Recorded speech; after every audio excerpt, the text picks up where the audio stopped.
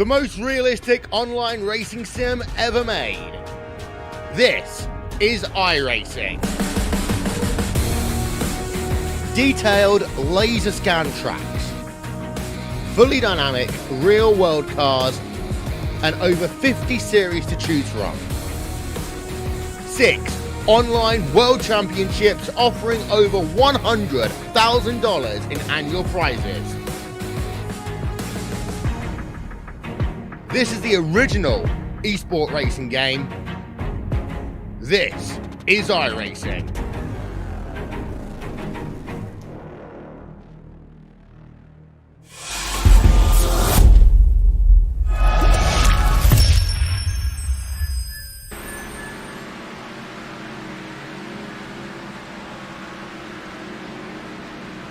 Welcome back once again, ladies and gentlemen. Tuesday night Superior Class Auto Racing action live here on Turn 3 Racing Network from Charlotte Motor Speedway.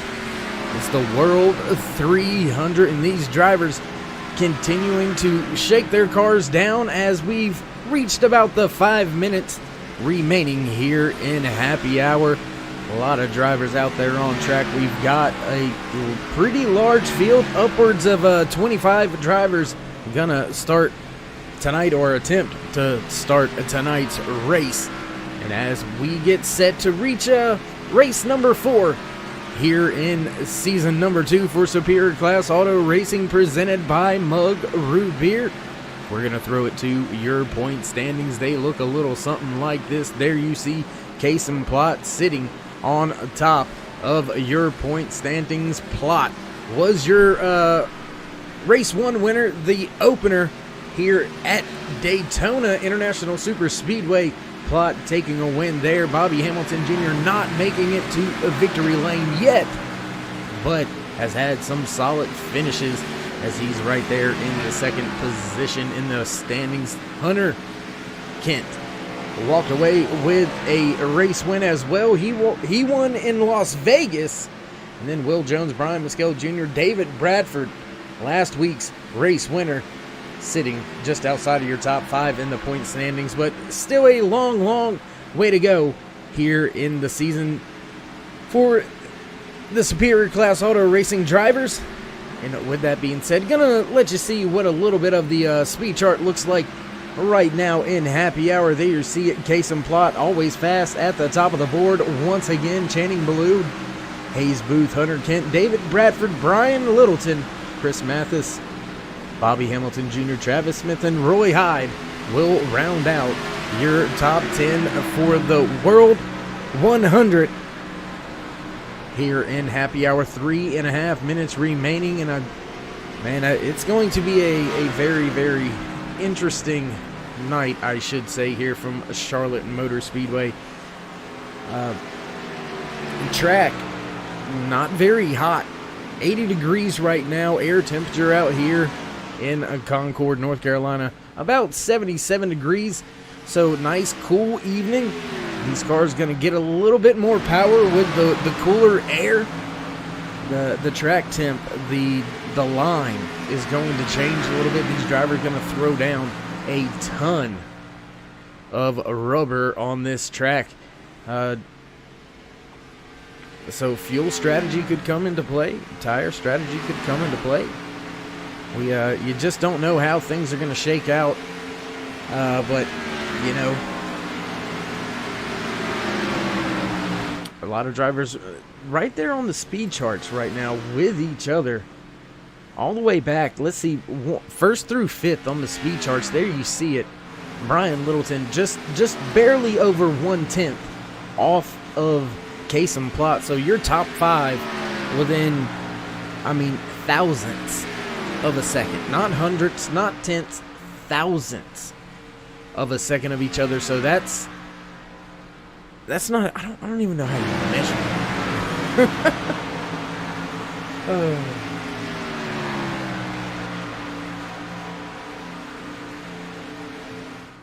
And I tell you what, while we've got a little bit of time left, let's look around the track, see who all is actually out there running a few laps. Looks like JD Baker and his 78 machine right there. I believe he's working his way through 3 and 4. Yes, he is. There you see the newer part of the track. And, well, that's oh, Lord have mercy. That's no bueno right there.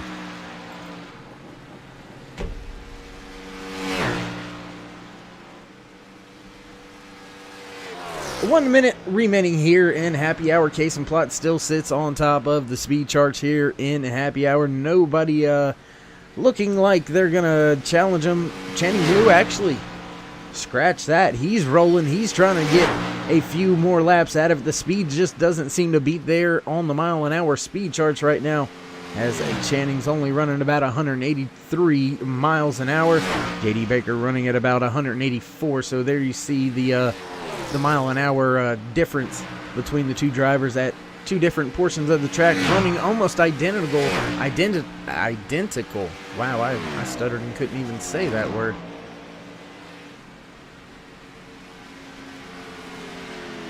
There you see that first Horizon 88 of Channing Blue looking nice. That thing looks sweet under the lights here at Charlotte Motor Speedway.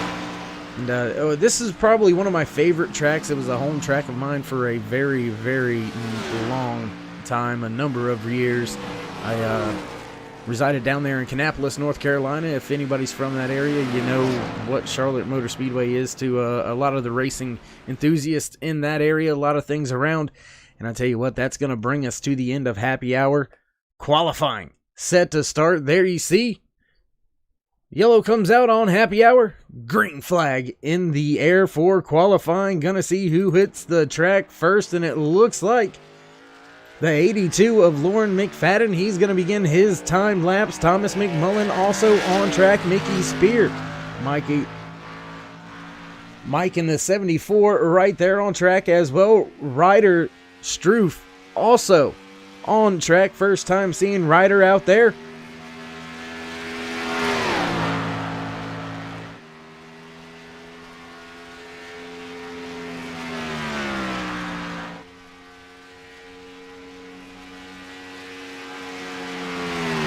Going to continue to watch this 82 of Lauren McFadden make his way around the track.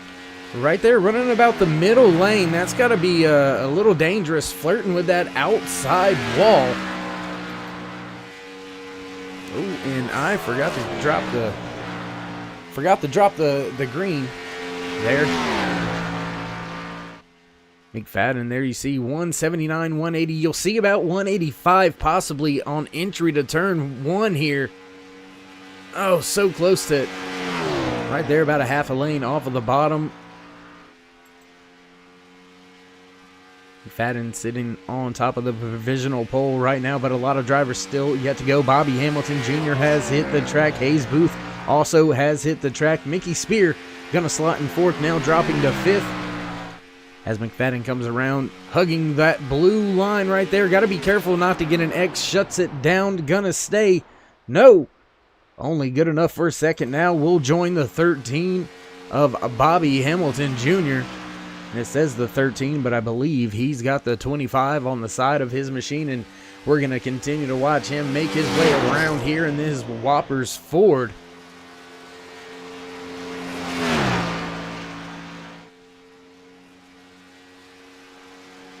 Coming to the stripe, first timed lap for Hamilton Jr. and top of the charts he goes. Second lap looking like it's gonna be faster. He was right on that blue line this time through 1 and 2, hugging that wall down the back stretch. It's all about how he gets through 3 and 4 here. Right there on the blue line, no bobble. Great exit here. Run to the line now by Bobby Hamilton Jr. That's going to put him back into the top spot. Looking like Hunter Kent just now rolling off a pit road. We'll watch the 78 of J.D. Baker make his way around this track. Gonna cross the line this time by first time lap in the books for Baker. He slots in sixth. Then Bobby Hamilton Jr. knocked from the top of the speed charts. David Bradford gonna take the provisional pole with about a minute and a half remaining here. So great job by a lot of these drivers qualifying, running out as we speak, and we're going to get ready to head down a trackside for our national anthem here momentarily. And it looks like that 78 of JD Baker, no, not going to have enough, only good enough for 6th position. So, ladies and gentlemen, we're going to cut away, head on down trackside, but don't go anywhere. We will be right back with your starting grid and all your great racing action here ahead on Turn 3 Racing Network. Don't go anywhere. We will be right back.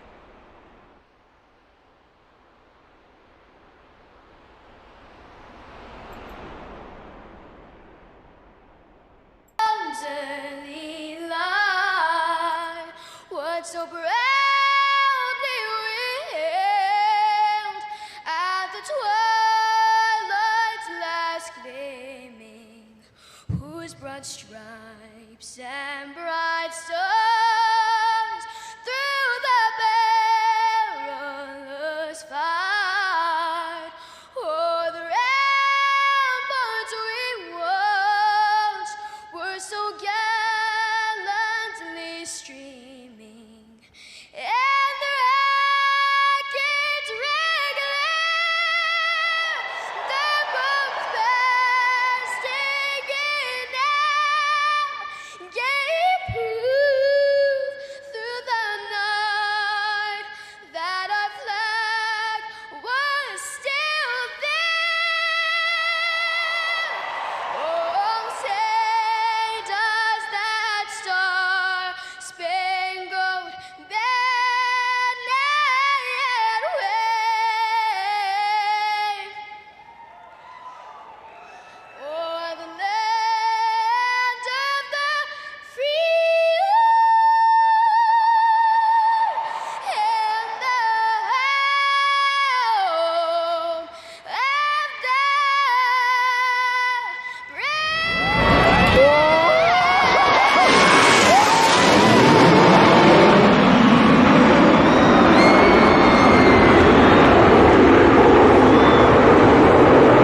Hi, I'm Johnny with Little Tate's Cupcakes. Thanks for tuning in to tonight's race on the Turn 3 Network. Little Tate's Cupcakes is a bakery based out of Owensboro, Kentucky. We specialize in cookies, cakesicles, cakes, and cupcakes for every occasion. Make sure to check us out on Facebook and Instagram for more of our work and for daily specials. Go number 5. Back live here at Charlotte Motor Speedway. Drivers have hit the track, lining up for your starting grid, and it looks a little something like this. Inside row number 1, pole position here tonight for the World 300, the 46 of David Bradford. Just to his outside, the 19 of Kason Plott. Row number 2, the 13 of Bobby Hamilton Jr. and the 7 of Hunter Kent. Row number 3, the 18 of Chris Mathis in the 88 of Channing Ballou. Row number 4, the 71 of Alan Dufries in the 2 of Hayes Booth. Row number 5, the 82 of Lauren McFadden in the 54 of Justin Napier. Row number 6, the 78 of JD Baker and the 86 of Colt Ansley. Row number 7, Mike Diallo Jr. in the 24 of Garrett Cobb. Row number 8, here tonight for the World 300, the 55 of Cameron Hagman and the 00 of Quentin Murdoch. Row number 9, the 58 of Ryder Stroof in the 40 of Jeff Napier. Row number 10, the 23 of Mickey Spear, followed by the 02 of Thomas McMullen. Row number 11, the 20 of Roy Hyde, and the 80 of Brian Littleton. Row number 12, the 9 of Travis Smith, and the 25 of Joshua Baker. Row 13, the 83 of Jason Spear, and the 5 of Mark Truxell. Row 14, the 53 of Steve Murdoch, and the 32 of Daryl Spear. And that's going to round out your field for tonight's World 300 live here on Turn 3 Racing Network. And we're getting set to fire this thing off. Your pole sitter waiting for the green flag to fly. Bradford hits the gas and we're racing here tonight at Charlotte Motor Speedway. Bradford gets away from the field pretty well there on the start. Quality attempt over his closest competitors. A lot of drivers still side by side. Now slowly getting single file. Looks like they're dropping to that inside lane. As I say that, more drivers side by side down the backstretch, moving for position as Bradford gonna bring his Dr. Pepper Ford Mustang around and lead the first lap. Caution is out. Looking back through the field, looks like, the 32 as well as the 58 of Ryder Struve both caught up in this. We'll see if we can't catch this on our Turn 3 replay here. Try to see if we've got it queued up. Yes, we do.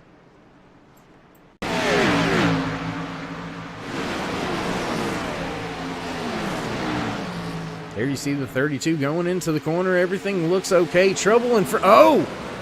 And something happened with the 58 of Ryder Struve first, and that is what caused it.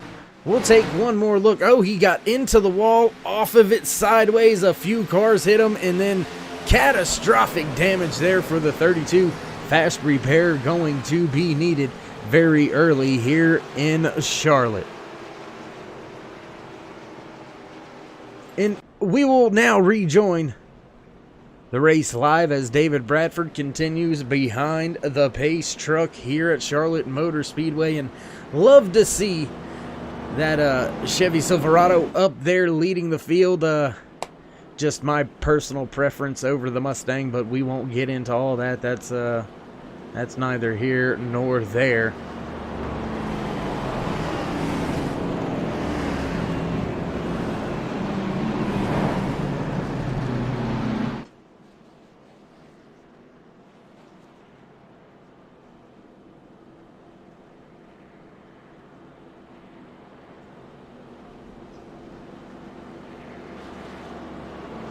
Under caution early here at Charlotte Motor Speedway for the Superior Class Auto Racing presented by Mug Root Beer. This is race number 4 in season number 2, the World 300 here at Charlotte Motor Speedway.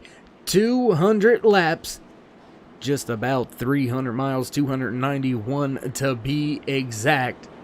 So a very long night in front of these drivers, and these cars are going to get very tricky later on in the run. You get a little bit of a push loose, especially at a 4. That outside wall may end up creeping up on a few of the drivers through the field here tonight, but we will have to wait and watch that in anticipation, as it may happen, may not. We'll just have to wait and see how it all works itself out. Driver's going to get, I believe, the one to go this time by the line. Let's see if the pace truck lights go out, and indeed they do not. They faked me out there. Just when I thought we were going to go back green flag racing this time by, we're going to take another lap around here at Charlotte Motor Speedway early here today. And well, I'll tell you what, while we've got some downtime, let's go ahead and work through the field just a little bit here. Let you see some of these beautifully painted cars there. You see Case and Plot running in the second spot. We've already seen the Dr. Pepper machine of David Bradford up there leading the field right there in third place. Bobby Hamilton Jr., Hunter Kent in fourth, Chris Mathis fifth, Hayes Booth sixth, Alan Dufries running in 7th. Channing Ballou 8th. Lauren McFadden in 9th. And Justin Napier going to round out your top 10. There you see Justin right there in his 54 Jack Daniels machine. Thing looks pretty sweet out there as well. McFadden with a splash and go paint scheme on that thing. We're going to have to get him suited and booted before next week's race at Michigan. You got to look good up there when you go to Michigan. You're in the backyard of the manufacturer there. You got to come looking good and come with all you got. And I believe this time Byfield will receive that one to go. Yes, we do. Pace truck lights are out.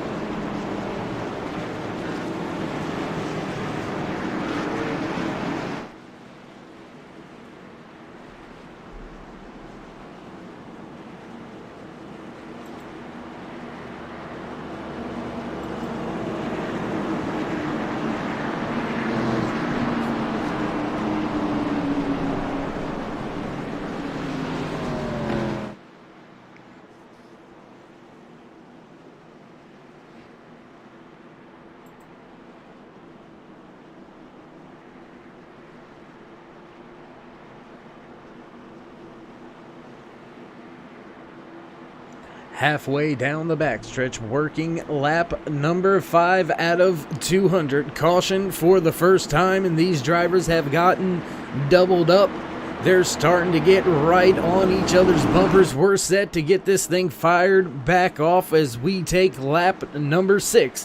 195 laps left here at Charlotte Motor Speedway in the World 300.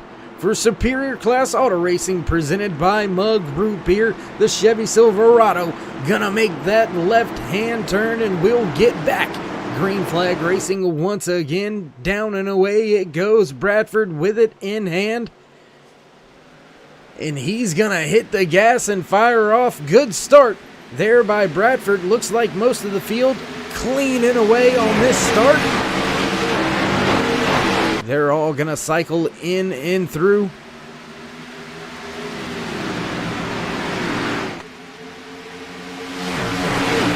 Nice and clean down the backstretch. Cars all single file. Looks like they're going to have to start picking them off one by one. Case and Plot running in second, now 3 seconds behind.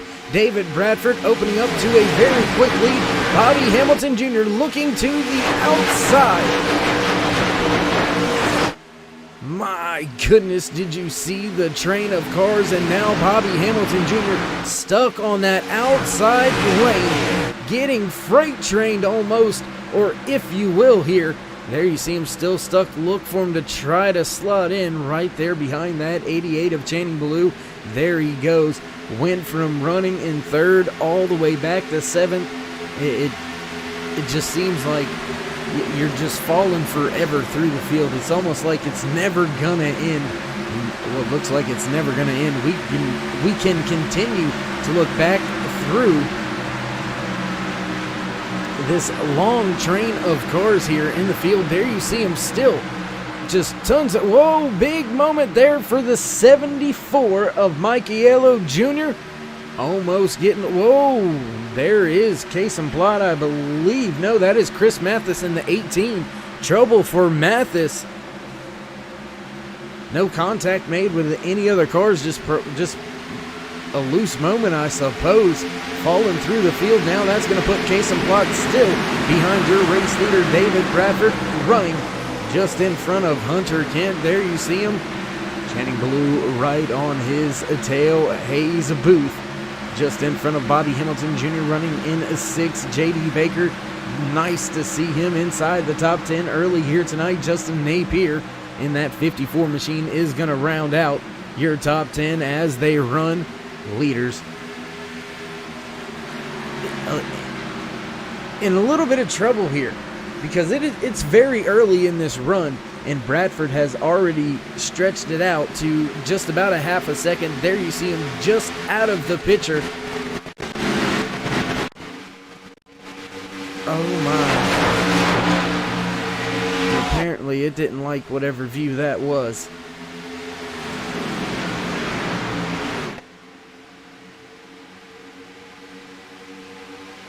Cars too wide back through the field. That is for 11th, 12th, 13th position back here, battling side by side for position on the track. My goodness, look at it. It's a hornet's nest back here. Brian Littleton also back here. Quentin Murdoch, Chris Mathis, Cameron Hagman. All these drivers all wadded up with each other, running from about 10th to 18th. A few drivers a little bit off pace after some early troubles here today. But the majority of the field still all running within about 5 seconds or so of the race leader.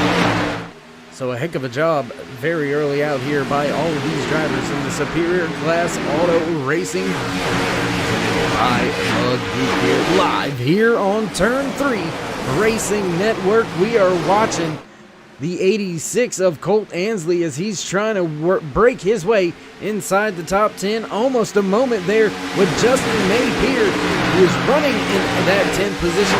Everybody single file in front of him. Heck of a shot of all these cars going down into turn 1 and 2. My goodness, it just gives you a little bit of the feel of what's really out there. And battle for the race lead. Look at Booth. Power by on the bottom of the racetrack. No stopping that for Bradford. He's going to yield that spot with no issues, and we've got ourselves our second race leader of tonight. Lap 15 out of 200 when Booth took over the race lead.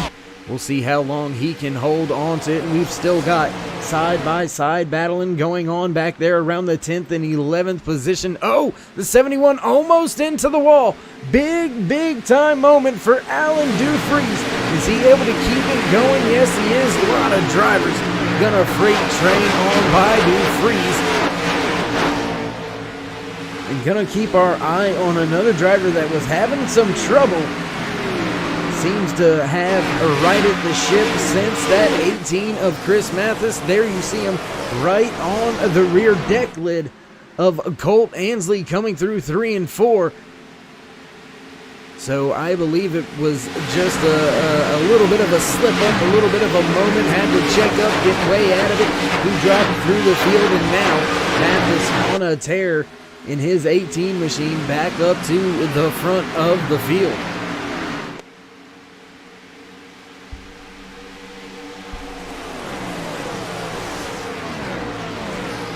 Take a look back up at the front where there is still a battle for the race lead. David Bradford, your pole sitter, early lap leader here at Charlotte Motor Speedway, is now on the offensive. He's on the attack, digging down there on the bottom right there in the tire tracks of Hayes Booth, the two running in front of him. Booth came through and made a power move through 3 and 4 and took the race lead 4 laps ago. Now make it 5 in the books for Booth as he holds off Bradford and the rest of the field. Case and Plot, Hunter Pitt, Channing Blue right there. They've slowly gained some time on your race leader, but not able to do anything with any position there, as Bobby Hamilton Jr. is the last car in that first little pack. Then you've got about 2 to 3 tenths back to find your next competitor. Now back to the bottom, trying to make the same move that Booth did, and Bradford gonna lead the race at the line that time by. Back to the point is Bradford here at Charlotte Motor Speedway for race number 4. It's the Superior Class Auto Racing, presented by Mug Root Beer here on Turn 3 Racing Network. And little bit of a moment there for Plot.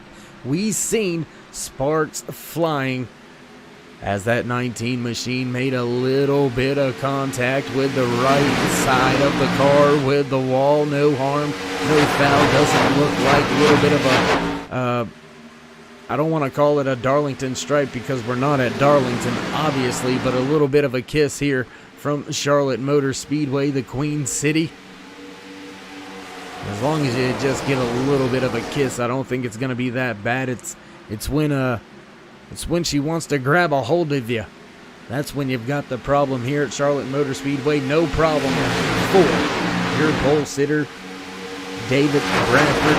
Lost the lead momentarily Then Cena line, change some things, back to the front of the field and back to building a gap over that second place runner as Hayes Booth now battling with Hunter Kent for third and fourth. Channing Blue right there as well, and it looks like Booth falling through the field, being stuck on that outside lane.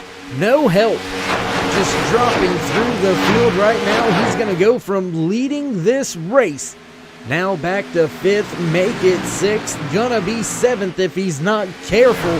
Should be able to slot in safely there in the seventh position, however, but he's gonna squeeze his way in between Bobby Hamilton Jr. and Lauren McFadden, and that's gonna keep him just outside of that top five. But that just shows you the momentum and what can happen if things go the wrong way. Gonna look towards pit road because Travis Smith has made a pit stop at some point in time. I think it was under that first caution, so he may have been involved in a little bit of something. And they're battling back here around where Travis Smith is at.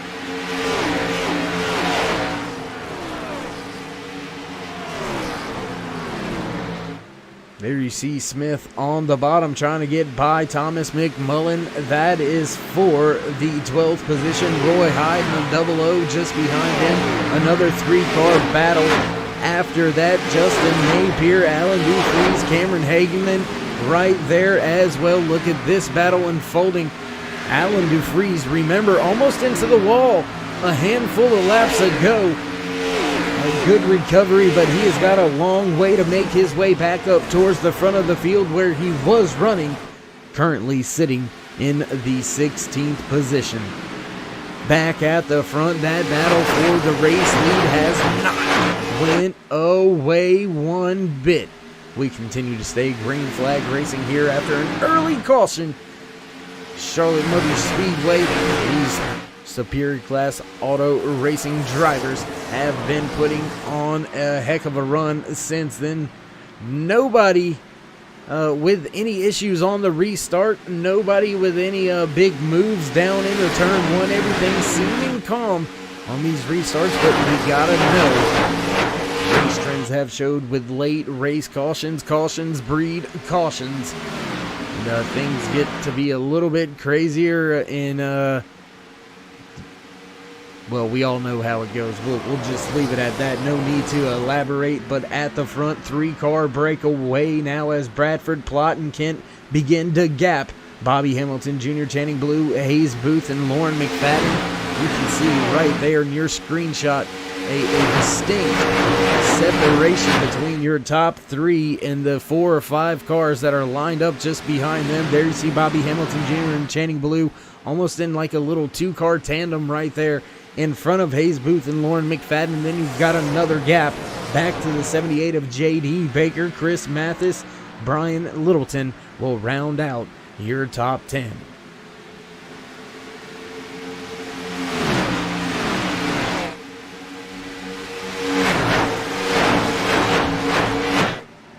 And a pass for the race lead. Is it gonna work? No, it's not.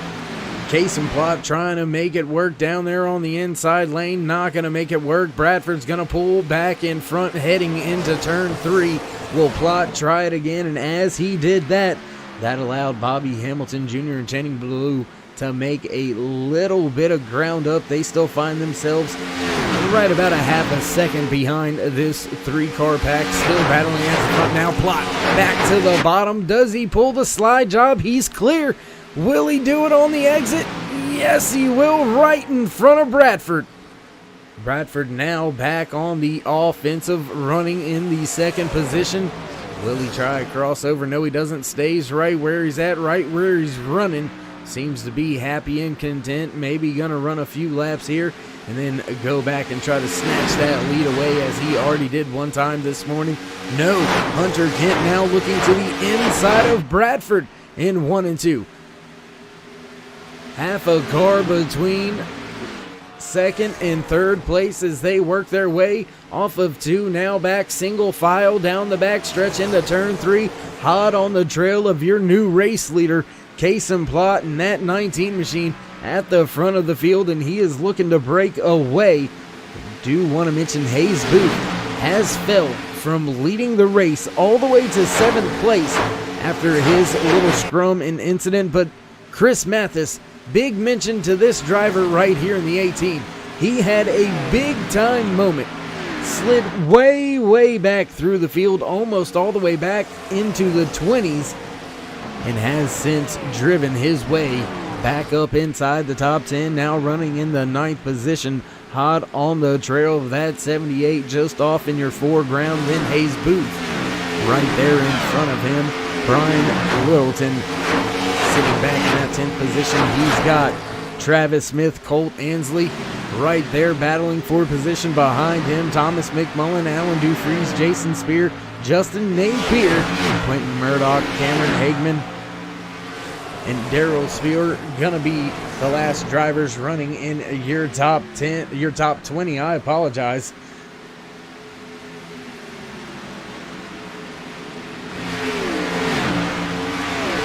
At the front of the field, Hunter Kent was able to get by Bradford. Bradford's gonna slot into that 3rd position, and Bobby Hamilton Jr. has since left his help.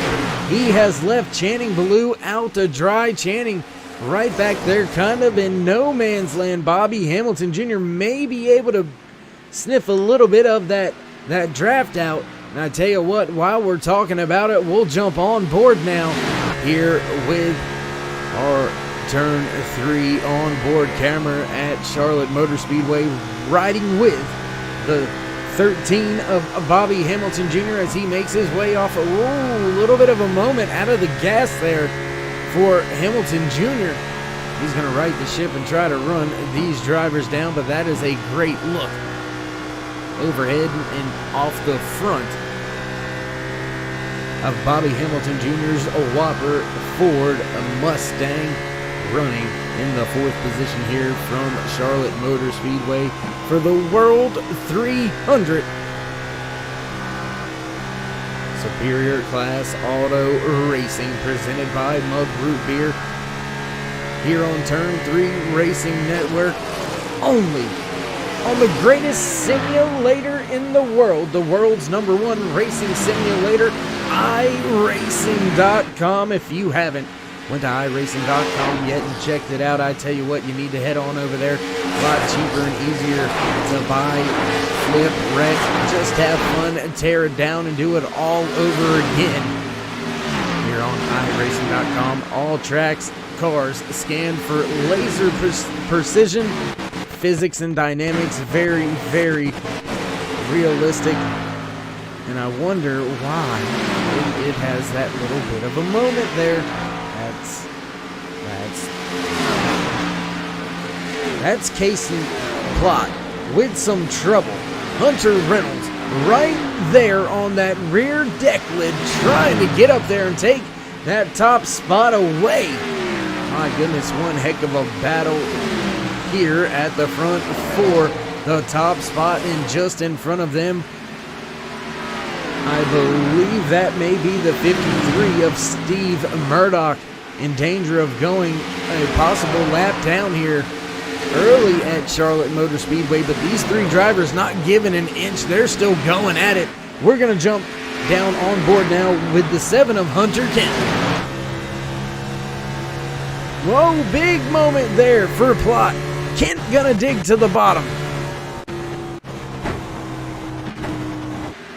And for some reason, why? It doesn't like certain shots here tonight.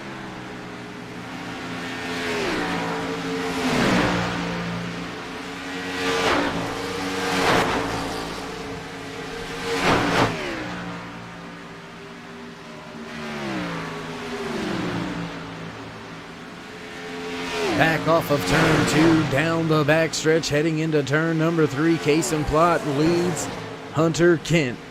David Bradford falling off the pace just a little bit. Then it's 2.2 seconds back to Bobby Hamilton Jr., who has a half a second gap between himself and that 88 of Channing Ballou. We are 41 laps into the green flag run for a majority of the drivers. A few hit pit road under our very early caution here tonight.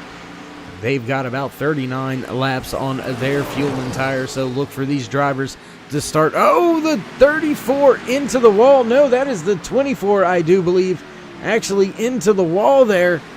Garrett Cobb, big time moment there right in front of your race leaders. That could have been disastrous, and maybe a minute there for Bobby Hamilton Jr. Something happened with Hamilton Jr. Slowed way up, had a half a second over Channing Ballou, and Ballou has been able to pass him and gap him by about a tenth of a second. Maybe just getting off the gas when he's seen the possible stuff going down, the proverbial hitting the fan. Jumping out of the gas, maybe trying to avoid anything that could have happened. And that's going to cost Hamilton Jr. a position. He's going to drop to the 5th spot. We're going to continue to stay green flag racing here at Charlotte Motor Speedway. Working lap 43 out of the 200 scheduled here in tonight's race. Distance 291 miles, and we have got 157 laps remaining around this 1.45 D-shaped oval track here in Concord, North Carolina. Charlotte Motor Speedway. Man, whoa, contact there in the back. I believe that may have been Hayes Booth with some troubles. He's going to catch that outside wall. That's probably going to slow him down just a little bit. Colt Ansley right there all over him now.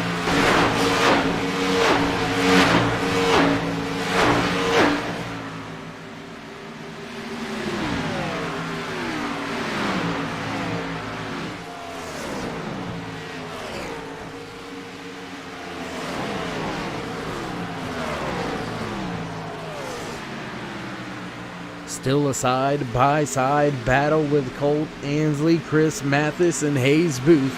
That is for 8th, 9th, and 10th. Travis Smith sitting in the 7th position. Lauren McFadden in 6th. 5th will be Bobby Hamilton Jr., Channing Ballou, David Bradford, Hunter Kent still leading this race. That 19 of Kason Plott continues to try to build his gap. Not able to do it as Hunter Kent now challenging once again. Off of 4, down and around through the front stretch. Not going to be there at the line. Gonna have a chance here in 1 and 2. He's going to drive it deep, stick it down there on the blue line. Does he have enough grip to make it work on exit? Not going to be able to make the pass. Still at his door. Close racing down into turn number 3. Hunter Kent right there on the left rear quarter of your race leader, Kason Plott. Oh, big wiggle there for Hunter Kent. Sorry, Kason Plott is running the outside lane. Hunter Kent almost into the side of that 19 machine, and that could have spelled trouble for both of those drivers. Now a little bit of side draft from the 19, trying to hold up the 7 of Hunter Kent as Kent tries to make the pass. Still not able to gonna be able to do it. Side by side once again through turns 3 and 4. And these drivers going to make their way back to the front stretch, back to the start-finish line. Give the lap to Kason Plott yet again, still digging on that inside lane. Hunter Kent not giving up the fight, not going away at all as he continues to try to take over the race lead, and we've got a 2 and 3 car battle just in front of him, and that's got to be a little bit concerning. If you're one of these top 3, you've got a few drivers a lap down right in front of you, battling for position, battling to stay in the lucky dog position. Oh, and contact! Driver going around. Caution comes out. My goodness, the 40 back up onto the track. He's going to collect one car. Cars all over, my goodness. Let's see if we can't back it up. Take a look at that with our turn 3 replay.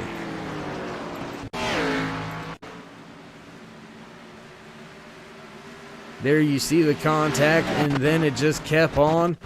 And then iRacing didn't know what it wanted to do. So it was going nutso and haywire. We'll back it up one more time, take another look at it from a different angle.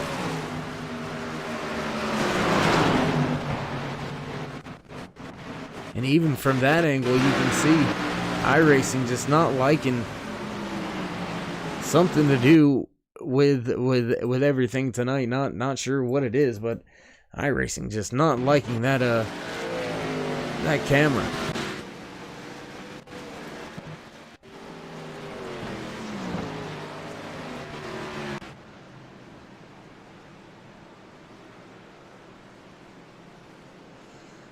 So, caution flies for the second time here tonight at Charlotte Motor Speedway, and oh my, that 7 of Hunter Kent does not look good. His front end definitely tore up a little bit. There you see it. My goodness, tough break for Hunter Kent. It's Channing Ballou on pit road as well, and it is, yeah, it's just not liking it right now, guys. Everybody on a pit road right now, service to their cars. Few drivers coming around trying to get their laps back, trying to catch up to the field. Do have a few of them that are going to stay out, try to get a lap back. Looks like Mark Truxell, one of those drivers, yet to hit pit road.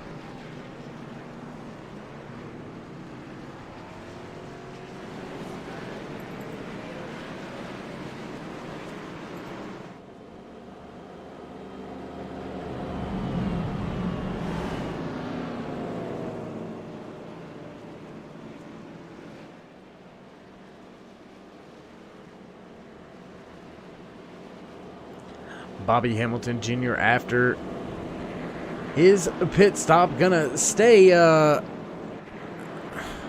there on track, and it's not showing that Bobby had hit pit road.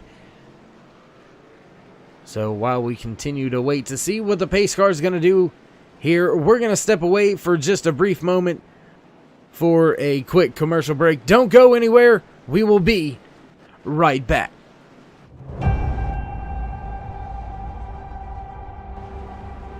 Growing up as a kid in Oklahoma, where I'm from, the Chili Bowl is the biggest race that we have.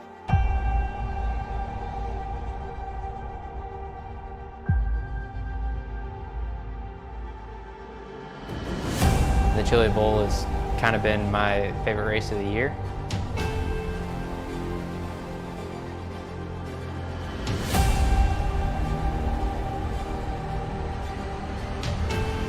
Growing up a dirt racer in Oklahoma, that's kind of the holy grail.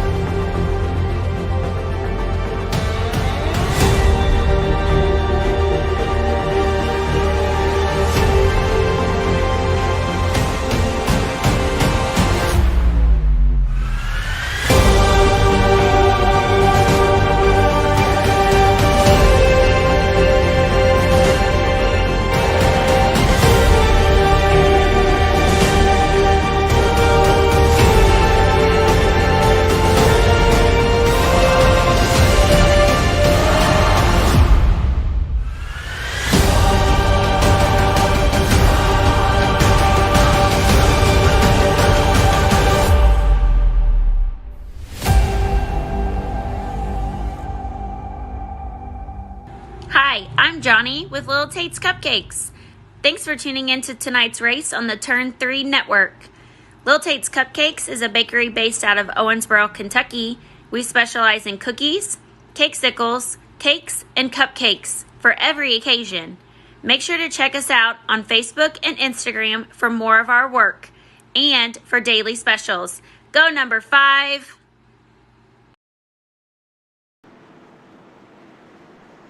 Back live here at Charlotte Motor Speedway after a quick commercial break. The 88 of Channing Ballou now inheriting the race lead. Travis Smith in the 9 machine with a great stop. He's going to come out in the second position here. Going to try to get a good jump on the restart, see what he can do with your race leader, the 88 of Channing Blue. Colt Ansley going to line up in third. The 2 of Hayes Booth going to be in fourth. Fifth will be Chris Mathis. Sixth, Jason Spear, Thomas McMullen. And seventh, eighth will be Hunter Kent. Ninth, Daryl Spear. Rounding out your top 10 here for the restart will be Brian Littleton in his 80 machine. And I tell you what, ladies and gentlemen, pace truck lights are off. We are set to go. Green flag racing once again. 111 laps remaining here from Charlotte Motor Speedway, and we're back. Green flag racing. Early on the gas is the 88 of Channing Blue. He fires off, gets a great jump over the rest of the field. They're going to head off into turn number 1 and 2. No problem for Baloo, but back through the rest of the field, we've got a little bit of action going on. 2, 3, 4 wide. Drivers coming off of the apron. My goodness, look at this mess back here. This is a lot of, big time moment there for the 54. Trying to save it, trying to save it. Oh my goodness. I do not know how he saved it, but oh my, wow. Just, that was one heck of a job there. Justin Napier doing a whale of a job saving that car right there. That is absolutely for sure. We're going to rejoin the front of the field. Travis Smith well in front of Channing Baloo, now almost a second lead for Travis Smith, as he seems to have shot out of a cannon here on this latest restart.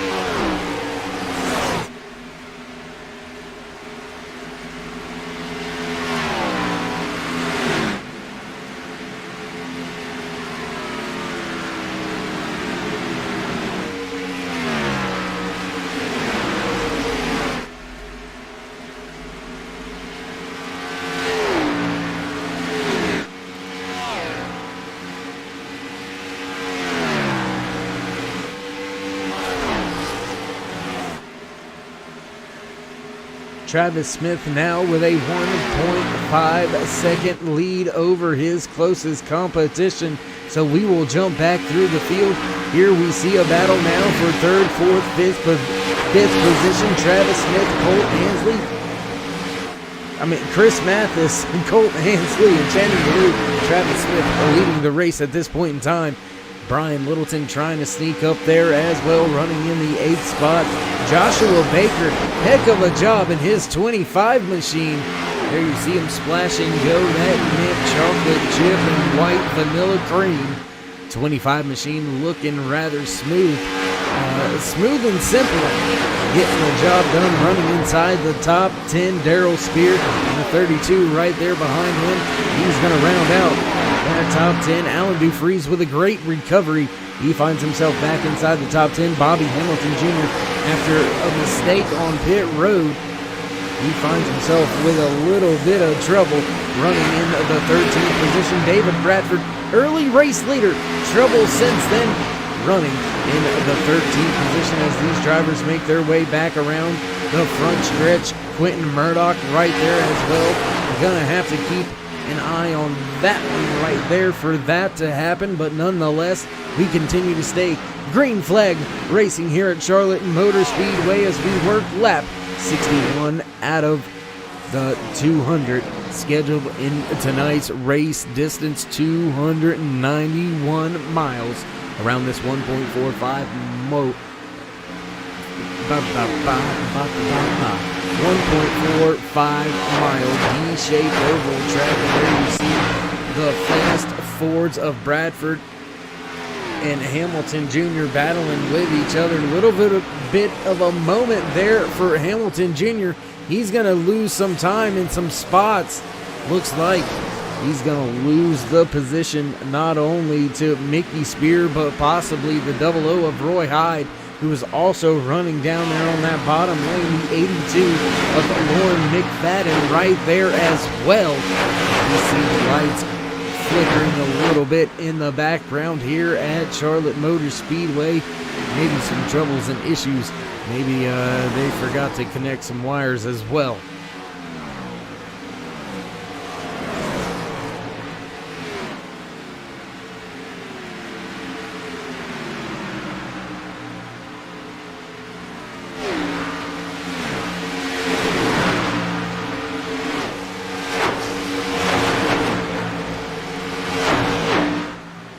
Gonna head back up at the front. Why? That gap has shrunk. Hayes Booth just a little bit over a second behind Travis Smith. Now he can see him right there in the distance. Smith had about a 1.5, almost 1.6 second lead, and it has since shrunk down to 1.1 seconds. But Chris Mathis losing time, 1.3 seconds back. Oh!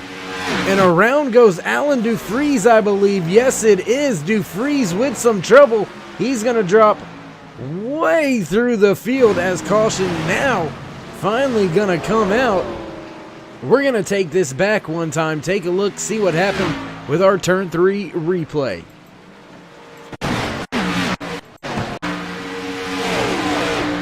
May have backed it up a little bit too much here, but we'll continue to watch the 71 right there of Alan Dufries. There you see him.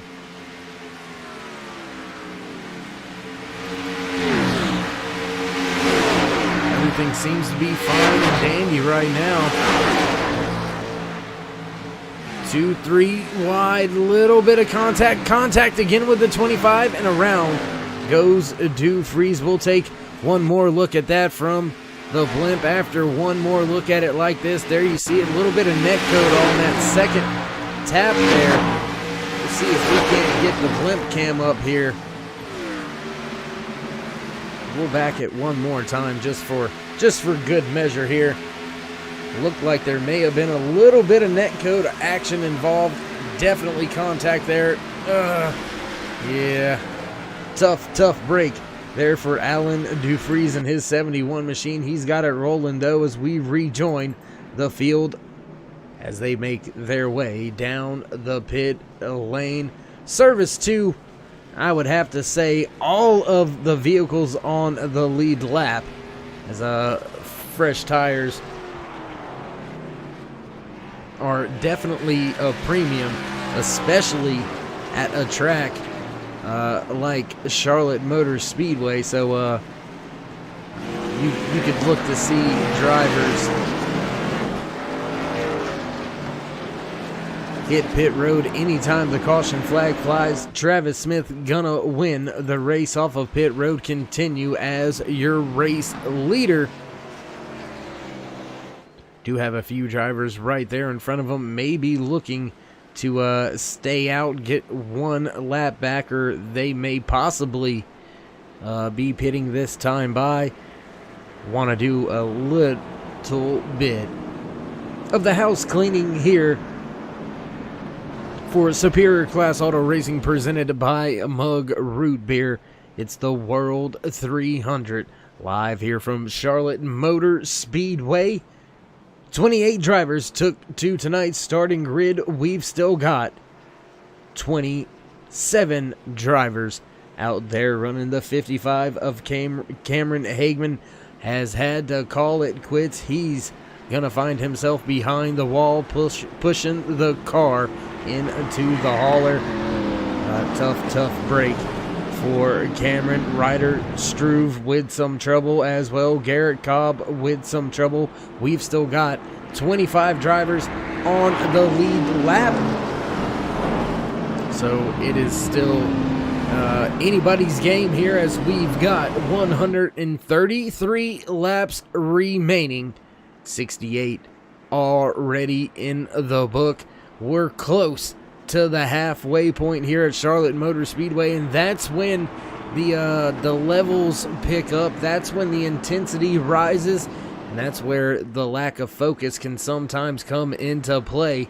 Gonna have to be focus not just on the track, but coming to pit road.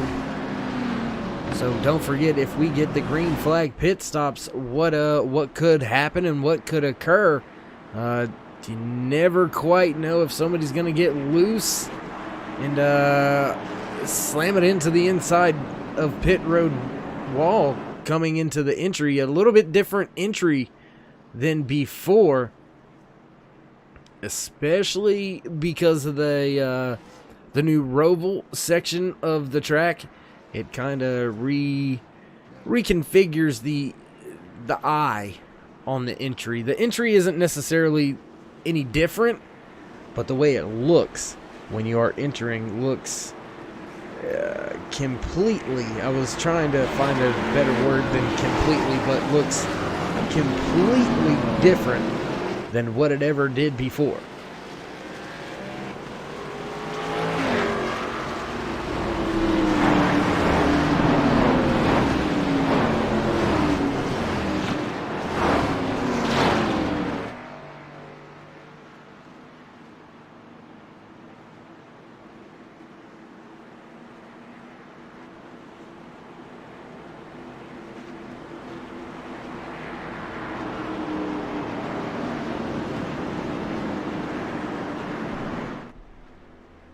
Field has gotten the one to go. They will be double file down the backstretch once again. Want to give a big shout out here to the driver running in the 23rd spot, Mark Truxell. Trouble early, went down 2 laps at one point in time, and he has clawed his way back up onto the lead lap, giving himself a fighting chance for the rest of tonight's World 300, and we are set to get things fired off once again. Travis Smith gonna have the field in his hands once the pace car ducks off.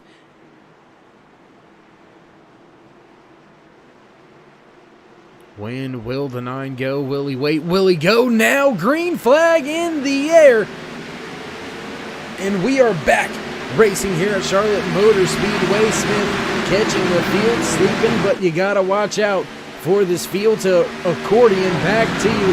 Hayes Booth right there running in the second position, trying to dig on that bottom and take it away from Chris Mathis. Great recovery by both of those drivers. Both of them had some incidents and they fell through the field for a brief moment. Now they find themselves battling side by side at the front, just in front of the 88 of Channing Ballou. Colt Ansley right there. Brian Littleton also right there. He's leading this second little pack.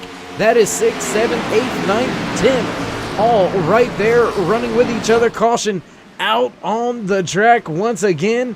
And it looks like that may be the 82 of Lauren McFadden caught up in this one. So we'll try to cue it up here with our Turn 3 replay.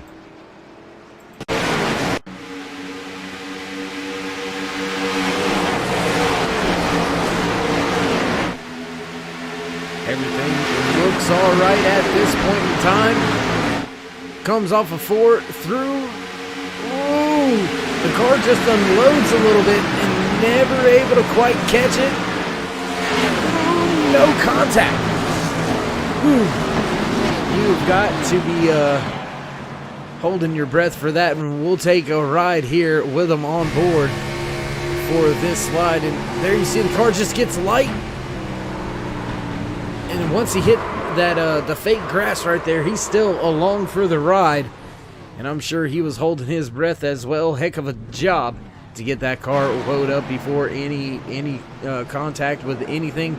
Great job. He's going to stay on the lead lap. We will rejoin the field at the front with your race leader, Travis Smith, as it looks like.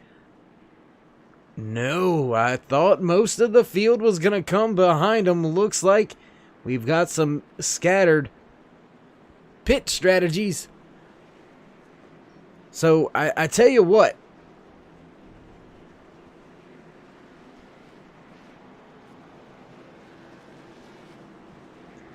Let's well, I've actually, let's see if we can't find them real quick. So let's see if we can't dial them up here.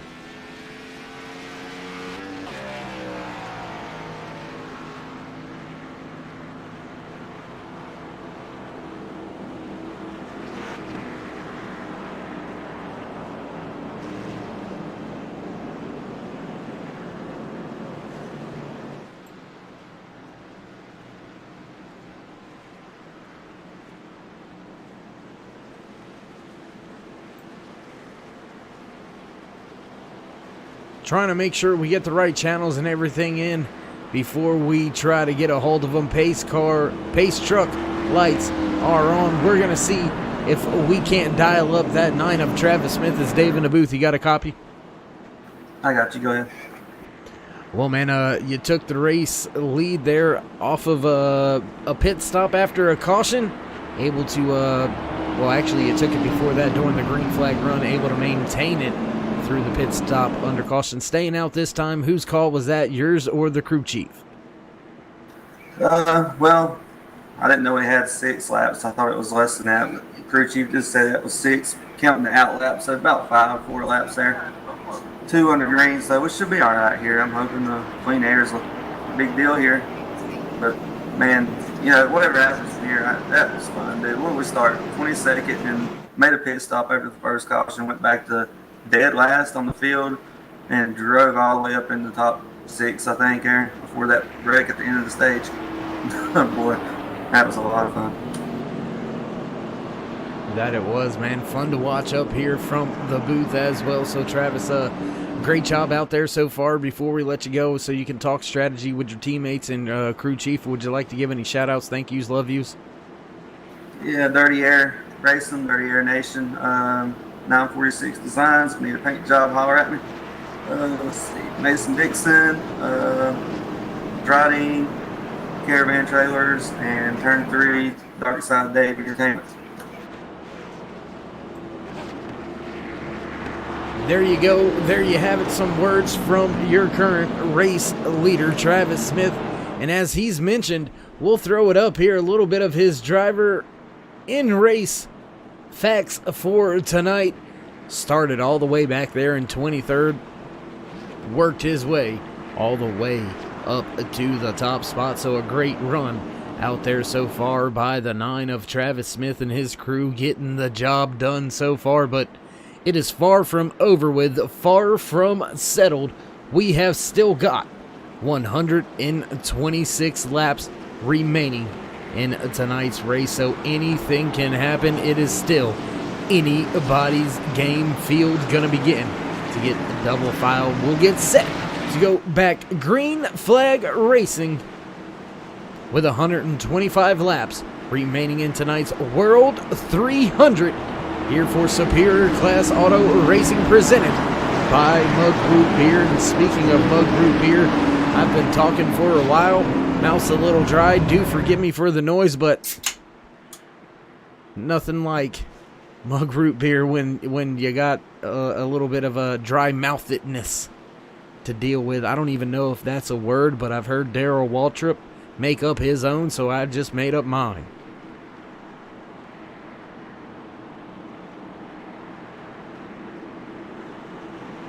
And while we have a chance, do want to thank each and every one of you out there watching with us here on Turn 3 Racing Network for joining us here tonight.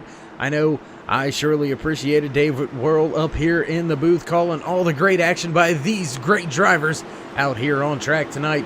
If you haven't already, go ahead and give them a thumbs up, click subscribe, smash the bell on the right hand side, get notified anytime they go live and we go live and we go back. Green flag racing as Travis Smith nails the loud pedal, and we're off once again here at Charlotte Motor Speedway.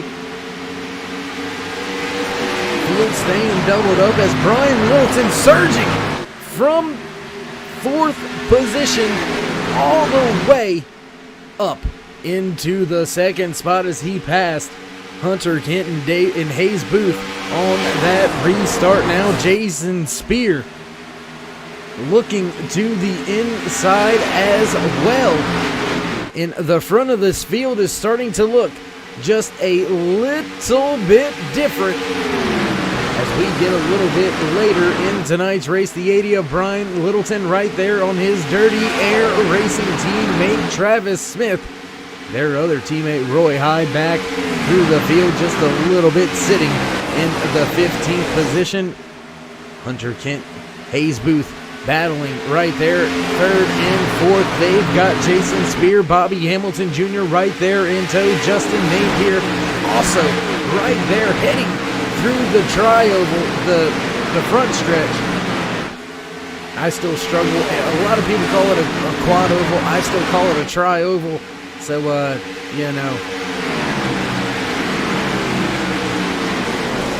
And I'll tell you what, while we've got the opportunity, let's see if we can go ahead and give you one of your favorites, one of my favorites.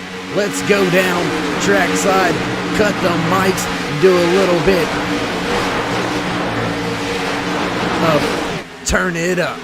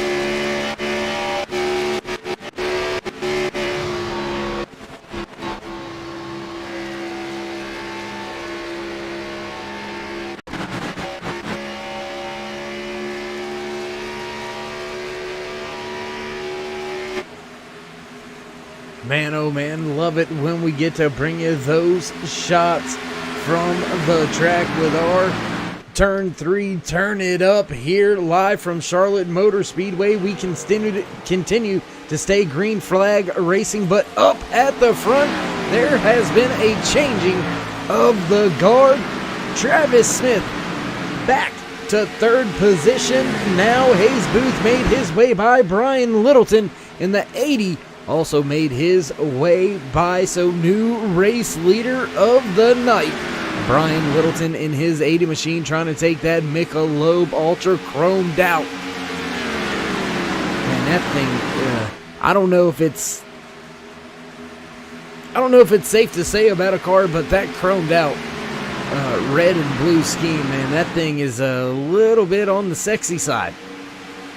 Don't hold it against me, but it is what it is. That PPG machine just behind him of Hayes Booth looking mighty righteous as well, coming up back through the field, trying to take the top spot once again here at Charlotte Motor Speedway. We have had it looks like about 7 different drivers, multiple different lead changes, as Travis Smith has led 25 laps, David Bradford with 24, Jason Plott with 20, Hayes Booth with 6, Brian Littleton now leading for 4 laps as he continues to try to stretch the gap.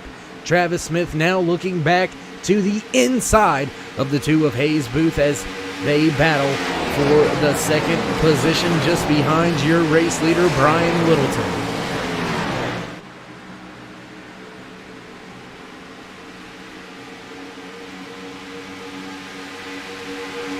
Chris Matheson, 18, with some wiggles down the backstretch. He's running in the 5th position. Great recovery after an early incident for Mathis. And he is doing a whale of a job trying to run down the 83 of Jason Spear, slotted in the 4th position just in front of them. Hayes Booth, Travis Smith. Big time moment there for Travis Smith, as it sounds like we've got a car slow towards the front stretch, possibly going down pit road. We'll take a look through the timing and scoring, and it looks like that's Mike Aiello Jr.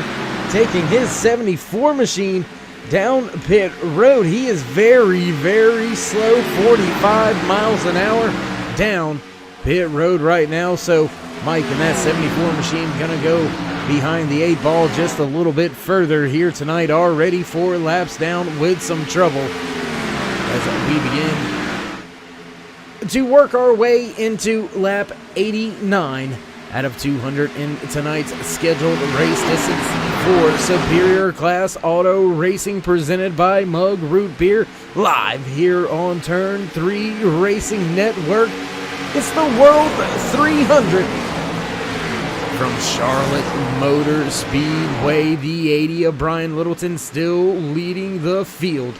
Just behind him is that 9 of Travis Smith. He fell back a little bit, but now hot and heavy on the trail in the tire marks of that 80 machine as they make their way back towards the camera and through the front of the track.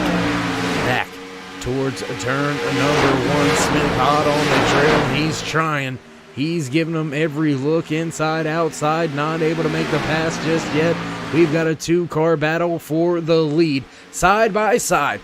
Drag race into turn number 3. Smith at the bottom, Littleton on the top. Littleton going to give up some ground through the center. That's going to let Smith utilize the rest of the track. Slide job, if you will. Travis Smith, one of those dirt track, I don't want to necessarily say ringers, but he is a whale of a wheelman when it comes to the dirt track. Gonna slide in and block the crossover all at the same time. So heck of a job there by Travis Smith. And my, oh my, heck of a job at the front. We've got 3, 4, 5 cars battling for position behind your top 2, who continue to not give up on the fight. You would almost think that these drivers would kind of possibly calm down, get in line, and try to step away from the field. But no, they're going to continue to battle for position as Brian Littleton's still trying to make a comeback and a pass on Travis Smith. Now the 5 of Mark Truxell making his way up to the back of the race leaders. Truxell sitting 3 laps down, trying to get one of his laps back the hard way, and he is on a tear. And he has been one of the fastest cars lap after lap. That last lap, almost a half a second faster than your race leaders. So Truxell making no bones about it. There you see him going by Travis Smith. So Truxell now going to go back to just 2 laps down after doing it the hard way, the old school way, unlapping himself. Great job, great run, great grit out of that 5 of Mark Truxell and his crew. Never say die attitude out of Truxell. Love to see that 5 machine with Little Tate's Cupcakes plastered on the side, making his way back into the contention for the race win as we're knocking on the door of the halfway point. We will continue to watch your race leaders battle. Travis Smith, Brian Littleton out of turn number 2, back down the back stretch. Littleton looking, peeking that nose out just a little, not making the move. They're going to fall in line through 3 and 4. Just behind them, Mathis, Spear, and Kent, all in tow, all in a row, trying to run down this top 2 drivers, and that gap is shrinking, and we're going to have a 5-car battle here for the race lead in the next few laps here at Charlotte Motor Speedway.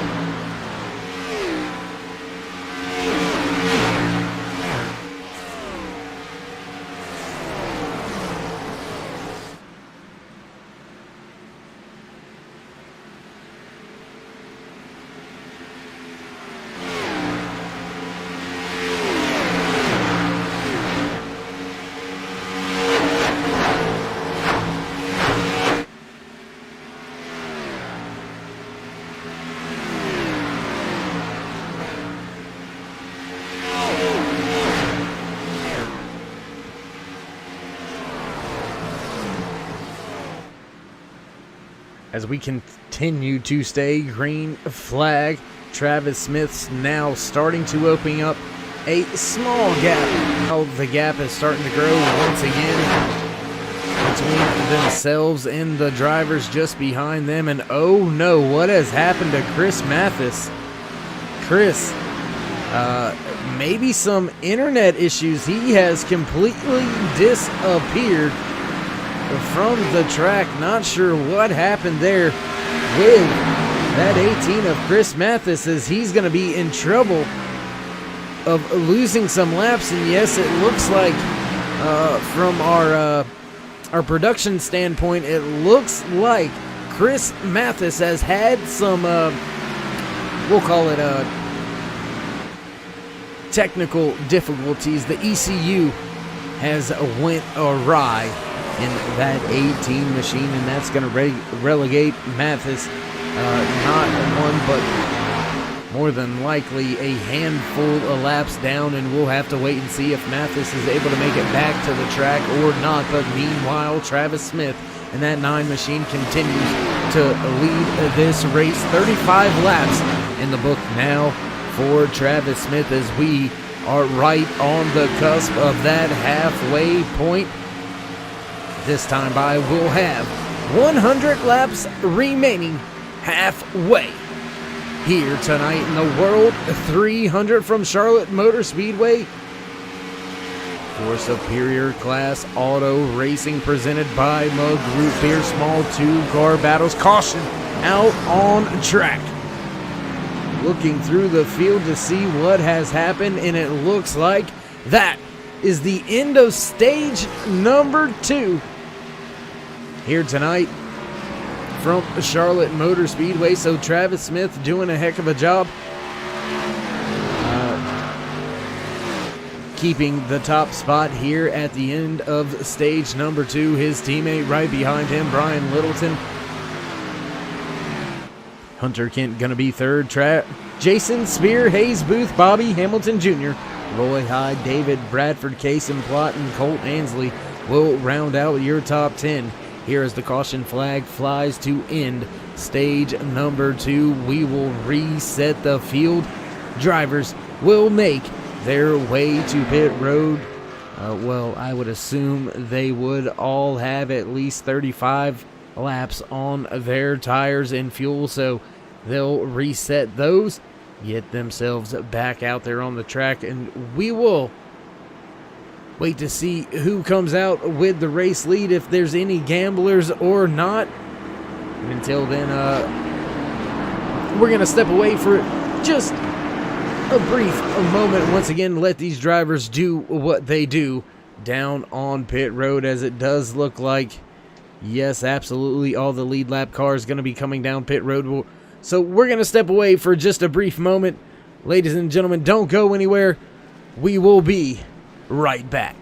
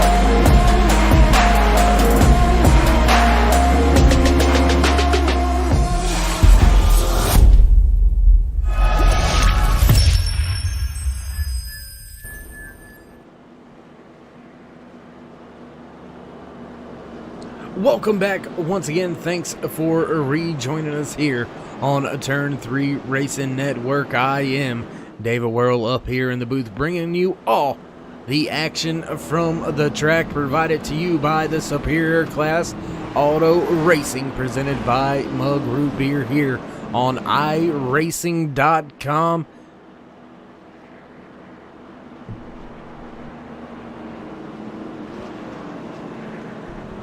And forgive me, sorry, had to pause the mic there for just a brief moment, had to cough and didn't want to do it all up in your ear. So, yeah, sorry about that, do apologize. Nonetheless, back to what I was saying. Stage number 2 in the books, final stage, getting ready to fire off.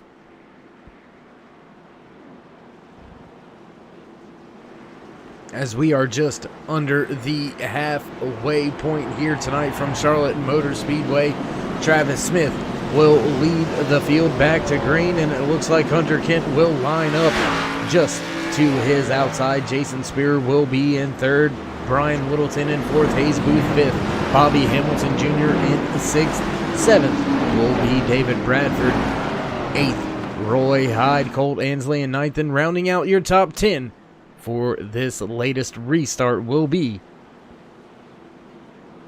Colt Ansley.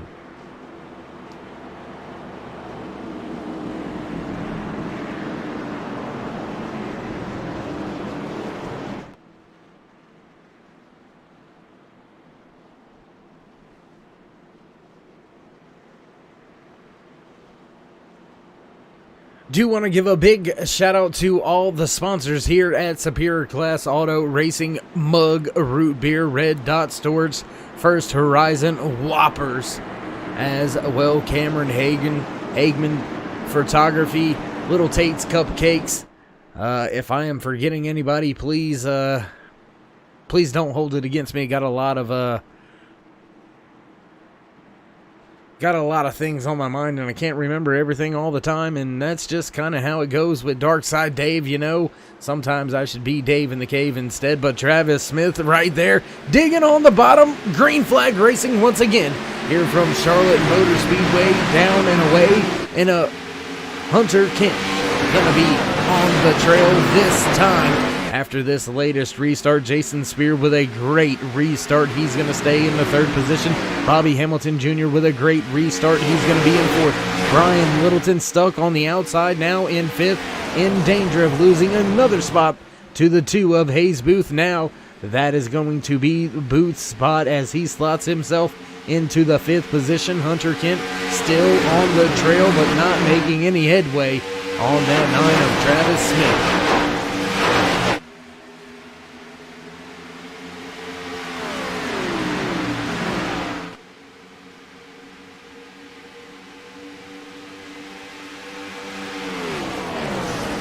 Battle is for second position. Jason Spear digging on the bottom lane, hugging that blue line.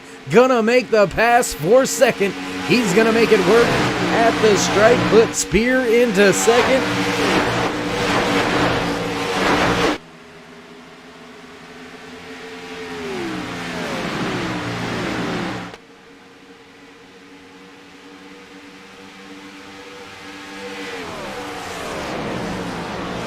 Tight battle on track now for the 4th and 5th position. That is between Hayes Booth, Brian Littleton, Bobby Hamilton Jr. just behind them has Roy Hyde hot on his trail. Roy with a great emergence up here inside the top 10, now running in that 7th position. We continue to click the laps off. 92 laps remaining here in the World 300, live from Charlotte Motor Speedway, here on the Turn 3 Racing Network.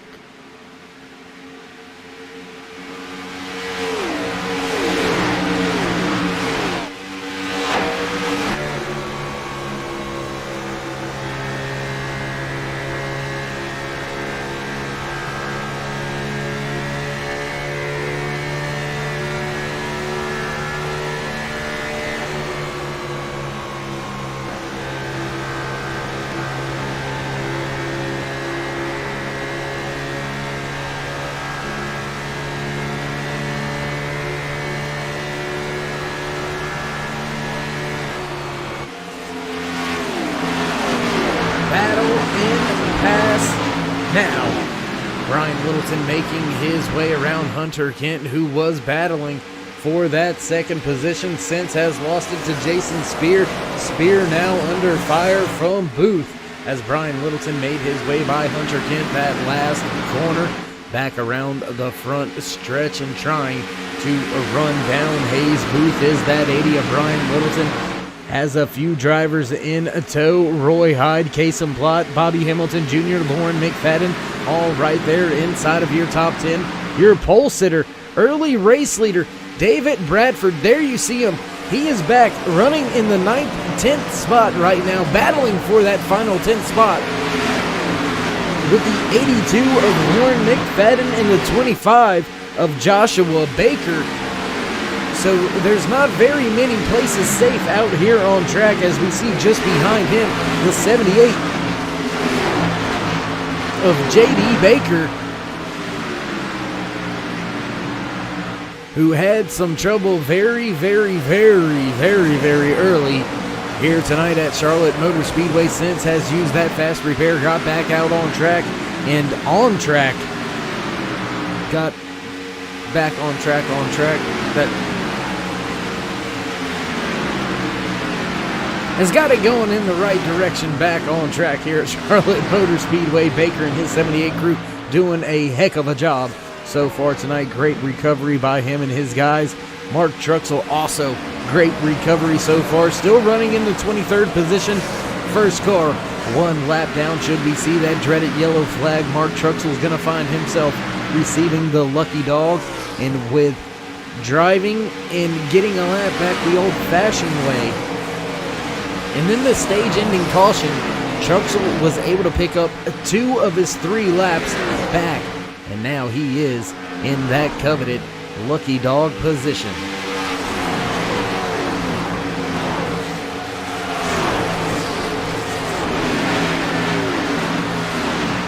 We are watching the battle back here unfold still for right around the 10th position, as Bradford is in the 10th spot. McFadden in 9th. Just behind them is Baker and Baker, as well as DeFries. Not a whole lot to mention up at the front. Your race leader still has a 0.2-second race lead over Hayes Booth. Travis Smith doing a heck of a job maintaining that gap. It's not really grown, but more importantly, it has not shrunk.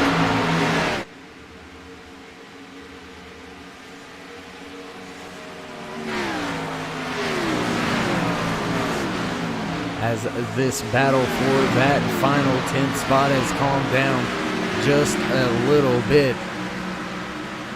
We're going to go back up through the front of the field as we've got a battle going on right here for 2nd, 3rd, and 4th. Hayes Booth, Jason Spear losing that 2nd spot to Hayes Booth that last lap, and now he is falling into the clutches of Brian Littleton. And don't look now, but Roy Hyde has found his way inside the top 5, as you see the 5 of Mark Truxell being put a 2nd lap down. And well, you got to think that's because of the 20 lap difference on the tires out there. Truxell gambling, rolling the dice, trying to stay out, get that second, get 2 out of 3 laps back. Now he finds himself a 2nd lap down, but still in the lucky dog position, so it still may pay off eventually here for Truxell.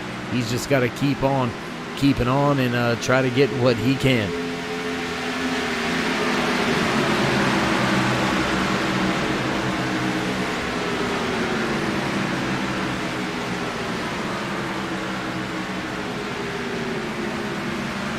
And do appreciate it there for the info out in the YouTube side of the chat. I must have gotten my cars mixed up or my names mixed up. I thought the 78 had used a fast repair early in the race, but apparently that is not the case. His car is still mean and clean as he continues to race around this 1.45 mile track here at Charlotte Motor Speedway. So do appreciate some of the fans, viewers, family out there keeping us all straight with some of the in-race info that they're provided with that we don't necessarily see here up in the production booth. And back at the front of the field, we're going to go just a little bit in front. Take an eyeball back at our race leader as he continues to work his way at the front of the field, trying to pick him up, lay him down as fast as he can. Lap number 80 through 3 and 4 this time by. Going to take 79 laps remaining for the 9 of Travis Smith as he puts yet another lap in the books for him. Make it 56 on the night for Smith. Now we will look through the field, see what we see, and see if we can't find you a pretty righteous battle out there to watch no matter where it's at. Here you see the 40 of Jeff Napier trying to make his way up through the field. And it looks like most of your battles are going to be right here. Look at that scrum of cars. That is second all the way back through sixth.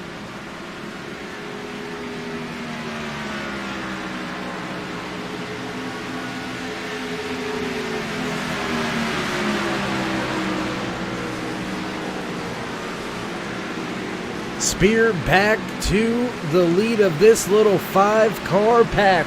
That's going to put Spear into the second spot, but he's got Brian Littleton, Hunter Kent right there. Also the fast number 2 of Hayes Booth. And let's not forget Kason Plott right there in the 19. Bobby Hamilton Jr. running just behind them. Roy Hyde right behind Hamilton Jr. And these drivers are 2.4 seconds behind your race leader. That is Bobby Hamilton Jr. and Roy Hyde. These drivers right here. Brian Littleton with a little bit of connection issue. Disappeared for just a moment on our screen. Now he's back. No harm, no foul. We continue green flag racing. That's something a few of these drivers are probably going to be keeping their eye on.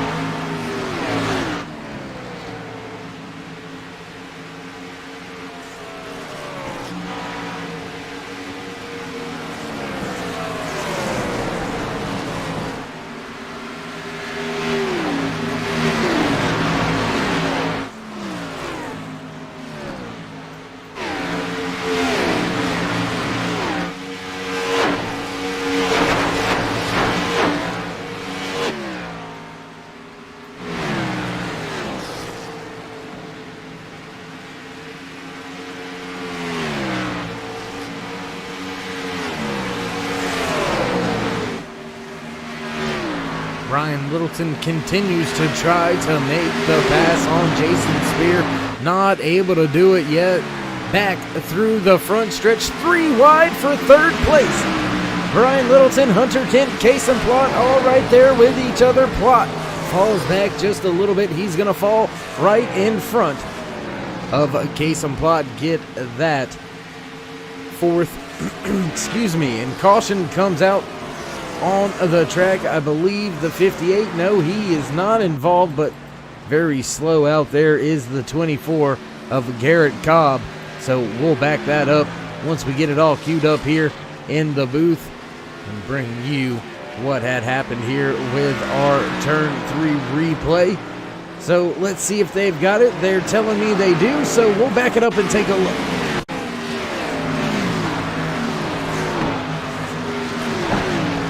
There you see the 24 just in front of Channing Ballou. No issues as of yet. Coming off the corner, everything seems all right.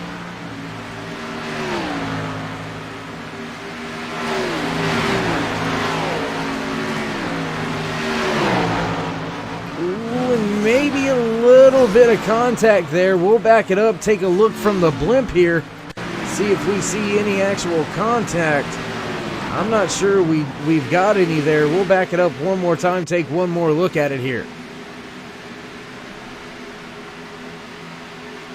Not quite able to tell, but looks like there was maybe some slight contact, and that's going to spell trouble for that 24 of Garrett Cobb. Nonetheless, we will rejoin the field at the front as they make their way down pit road here tonight.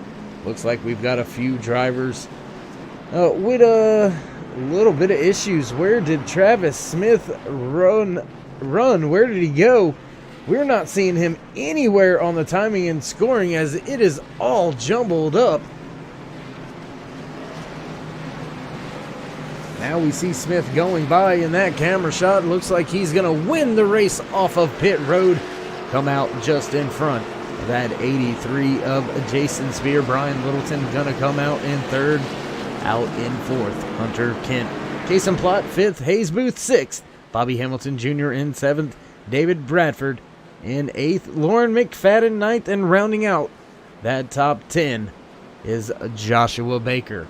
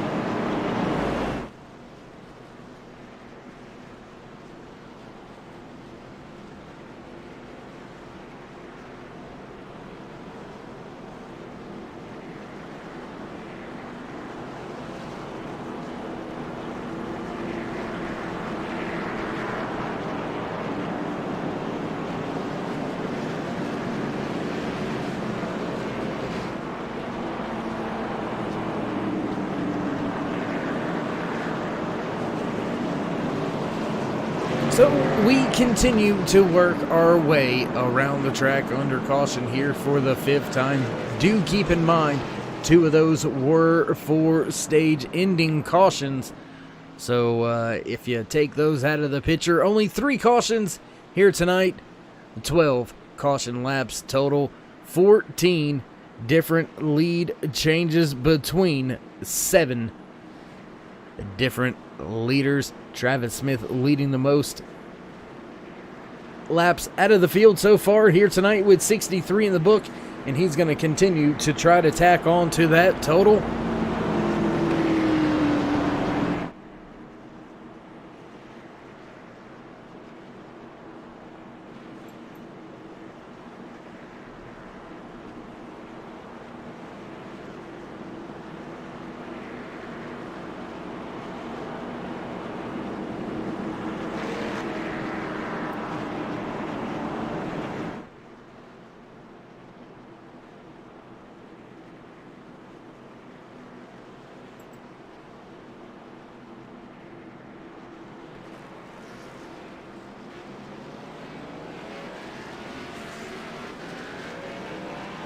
Pace truck lights go out.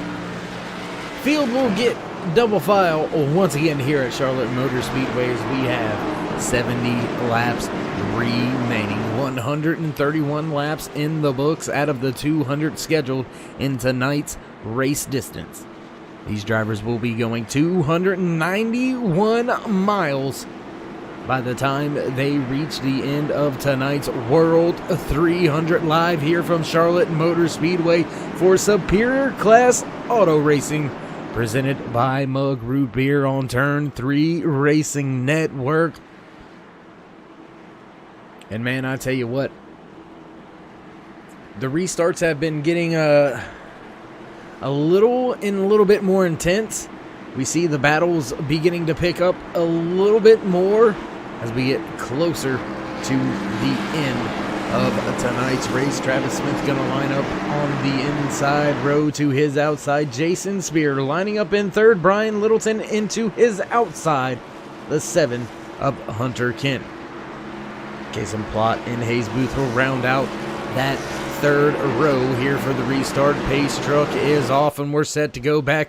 Green flag racing. Travis Smith fires off well once again, and we're back racing here at Charlotte Motor Speedway. The 9 with a great jump. That's going to put Brian Littleton side by side with Kason Plott right behind him. Now clearing is that 80 and 19, put them to second and third respectively. Oh, and it looks like we've got a driver going around back near the rear of the field.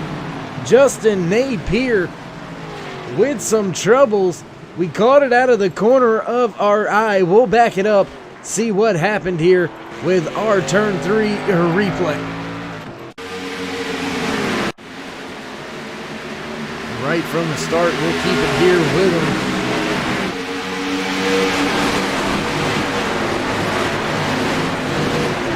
And that camera a little bit out of sort. Oh! Big moment there for one driver right in front of Napier. Then Napier loose, trying to save it. Slight contact with that inside wall, so not too horrible there for the 54, but something he definitely did not want to see, especially this late in the race. Any type of damage you pick up throughout the night isn't welcomed, but when it gets closer and closer to the end of the race, you don't want to have those type of things happening and taking your chances away from you before you ever have one. So as the field begins to work their way under caution once again around this track, we're going to take a brief commercial break here at Turn 3 Racing Network. Don't go anywhere, ladies and gentlemen. We will be right back. Hi, I'm Johnny with Little Tate's Cupcakes. Thanks for tuning in to tonight's race on the Turn 3 Network. Little Tate's Cupcakes is a bakery based out of Owensboro, Kentucky. We specialize in cookies, cakesicles, cakes, and cupcakes for every occasion. Make sure to check us out on Facebook and Instagram for more of our work and for daily specials. Go number 5. We got big time problems with that motor, buddy. Hey, just between you and me, the idea is to avoid the other cars. Congratulations! You just set the sport back 30 years with that move. That move will put you in the Hall of Shame. You keep doing stuff like that and we're going to lose our sponsor. Looks like that's it for us today. Now I know why you got canned by your old team. It's over. We can't fix that damage.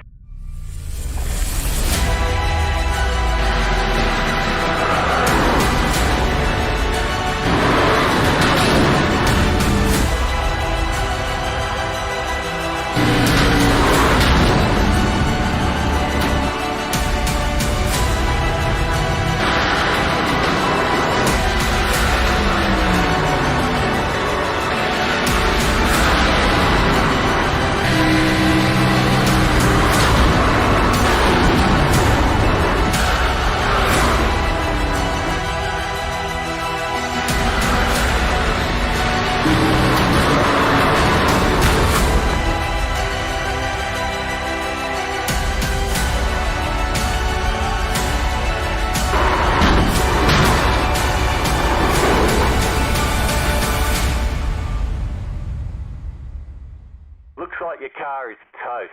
You'll need a tow back to pit lane. Press and hold your reset button and we'll come and get you.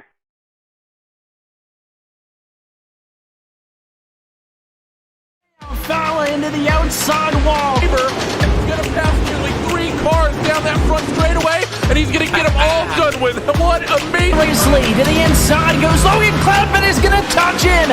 Pit press sideways. What a save! Look to the outside as Cronkite goes off. De Jong into second place. Going for the switchback. Oh, pinpoint driving. It's howling down to the inside. Trying this contact though. Slide left of the racetrack.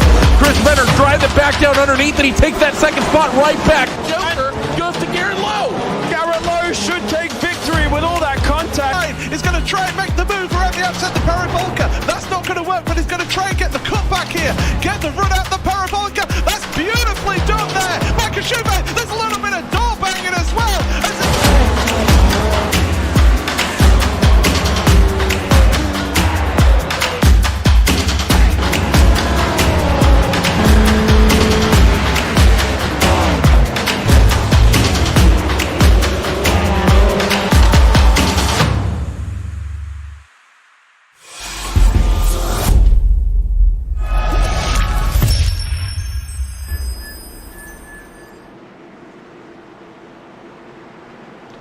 Would like to welcome you back and thank you once again for staying with us and or joining us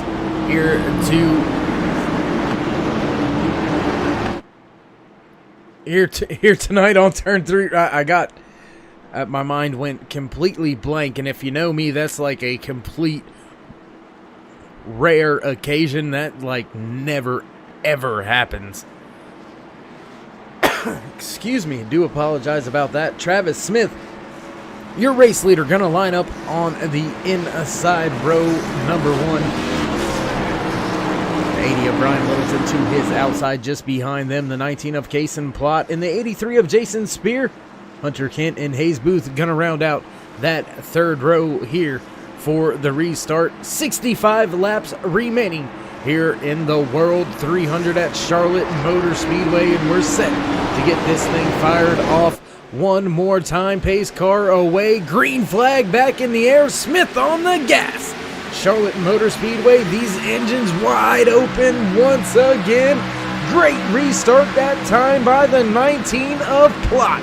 They're going to make their way around turn number 1. Plott's going to be in second. Littleton on the chase now.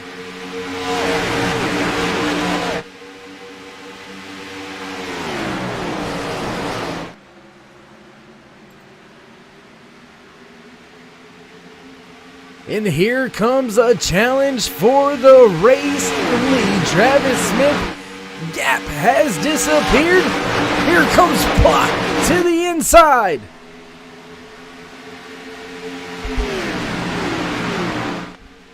Almost into that outside wall was the 9 of Travis Smith. That's going to let the 19 get a great run down on the inside through 3 and 4.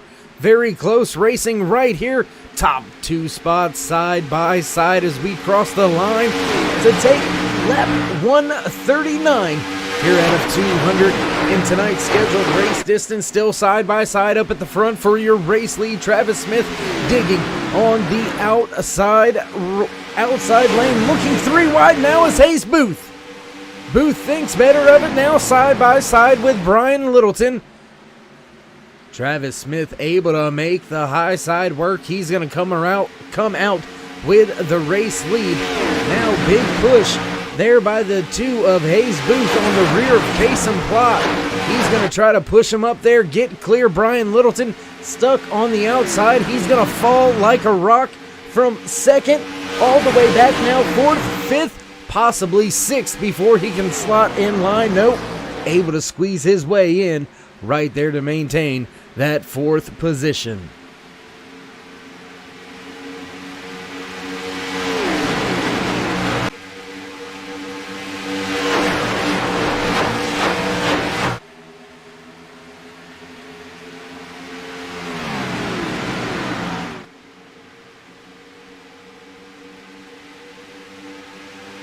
Still green flag racing, 13 laps on these fuel and tires for the Superior Class Auto Racing drivers up here at the front, putting on one heck of a show each and every other Tuesday night series. Sponsored by a Mug Root Beer here on Turn 3 Racing Network. And once again, Kason Plott digging on the bottom, heating up that right rear bumper of Travis Smith. And now Hayes Booth looking to the inside of Plott.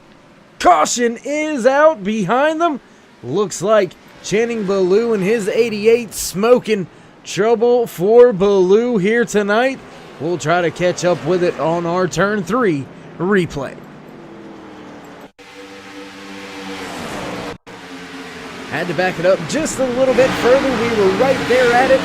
Bear with us here. We see the 88 right there. Behind that 54 of Justin Napier. Everything looks fine. Oh, maybe thought he was clear and wasn't there. We'll back it up one more time. Take another look at it. Up from the blimp, and there you see, I think he thought he was clear.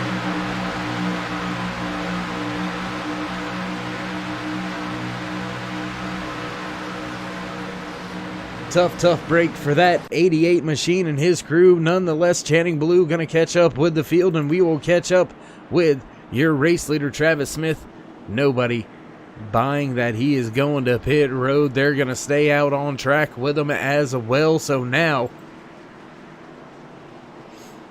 we will cross the line, leaving ourselves just 57 laps remaining here in the World 300, live from Charlotte Motor Speedway here on the Turn 3 Racing Network. Do want to thank each and every one of you out there for joining us here tonight, whether it's friends, family, random viewers. Appreciate you stopping by, hanging out, watching all of the great racing action live here from Charlotte Motor Speedway for Superior Class Auto Racing, presented by Mug Root Beer on iRacing.com, the world's #1 racing simulator.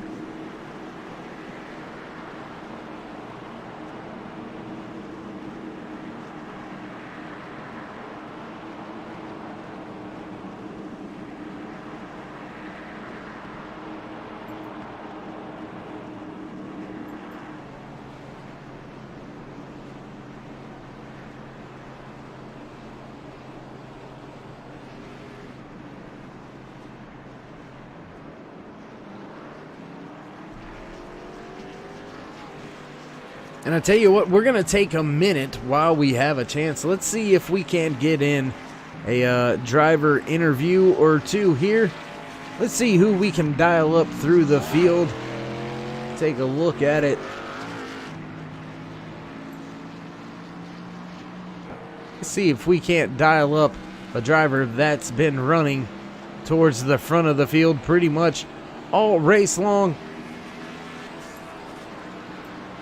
Let's see if we can't dial up that 19 of Case and Plot. It's Dave in the booth. You got a copy? Yes, sir. How you doing? Doing pretty good. How about yourself, my man? I'm doing pretty good. Well, looking good out there. 19 sitting in good shape right here. Going to restart in second. Last restart, you were able to heat up that 9 for the race lead there for a moment. Did you learn anything on that restart that you might be able to use on this one? Just mainly saving right now. Waiting to the right time. Not trying to, the tire wear is horrible. So just letting these guys burn their stuff up, and whenever they mess up and slide up, that's when I'm gonna take it. And well, Casey, you mentioned it with tire wear being horrible here. Do you think that's going to be more of when you decide to pit if we go green flag when the tires are gone, as opposed to waiting until all of the fuel is gone? Or is that a strategy that you just can't say? Well, we're gonna have a caution here at 151 for the last stage. So I think by the time that, we might go green and checkered for the last stage, or we might not. So we'll see. Just fresh tires is definitely going to be the key. If you got five lap older tires, then you're going to kind of be a sitting duck. But we'll see right here with 3 hard green flag laps. We'll see what we can do right here. See if we can pull off stage win and have a good start position for the last stage. All right, my man. Well, pace truck lights are off, so we'll let you go. Before we do, want to give any shout outs, love yous, I do's, anything like that? Just thanks to the guys running the league, and thank y'all for broadcasting. Just watch out for the BRR cars up in front. There you have it. A few final words from driver going to be starting outside row number 1. That 19 of Case and Plot, ready to give Travis Smith all he can handle for the end of this third stage. An extra stage here tonight. We were breaking them down into 3, but with this being such a long race, it is 200 laps here at Charlotte Motor Speedway is nothing to wink at. It's a long night for drivers as well as crew chiefs and spotters. But he is ready to fire that 19 off and try to go up and steal a stage win here from Travis Smith, who will have the advantage on the restart, able to go as soon as that pace truck ducks off. And it's getting ready to this time. By down and away it goes. Smith nails the gas. A little bit of a wiggle out there by the 19. That's going to let Smith get away just a little bit. Now Plot going to dive in right behind him. down into turn number 1. They go. Smith still with the lead, but hot on the trail is Plott. Plott right in the tire tracks now, looking outside, down to the inside, heading into 3. He's going to have a lane side by side through 3 and 4. Very close is the 9. Right there, hanging it out by the wall. Now back across the line to the stripe. Give the lap to Kason Plott. Heck of a move on that restart. Now Travis Smith gonna lose another spot. Falling now to 3rd place is Travis Smith trying to recover. Now looks like Hunter Kent. He's gonna try his hand at that inside lane. And Smith falling through the field now from 1st to 3rd. Make it almost 4th. Off of turn number 4, he's going to be able to keep the momentum up. Oh, driver a little bit sideways in the front of him. That's going to spell trouble for the front of the field. They make their way by, no harm, no foul. Lap 149. Just a handful laps away from when we see the caution flag fly for the end of this stage.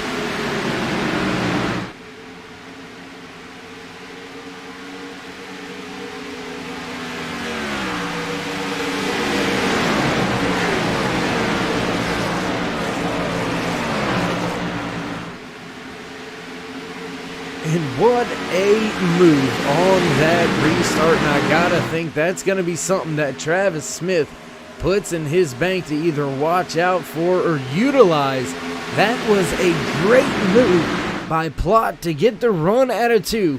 Look to the outside, then dive it right down to the inside.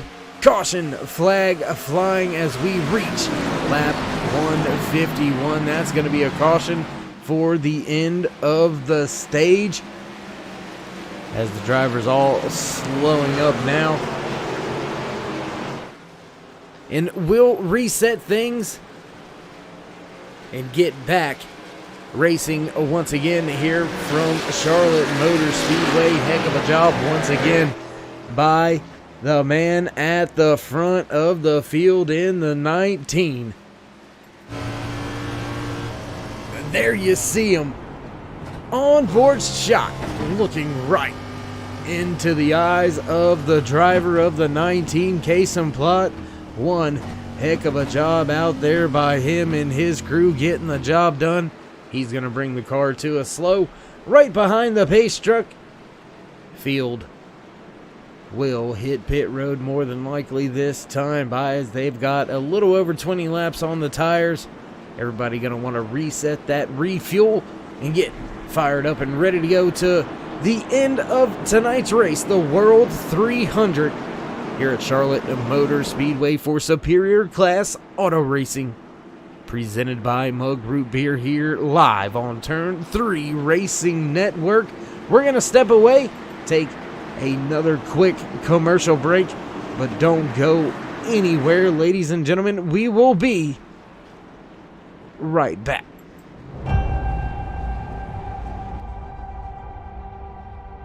Growing up as a kid in Oklahoma, where I'm from, the Chili Bowl is the biggest race that we have.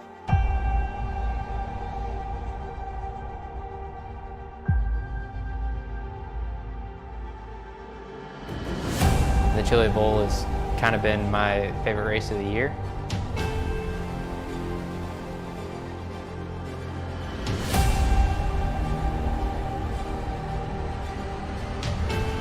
Growing up a dirt racer in Oklahoma, that's kind of the holy grail.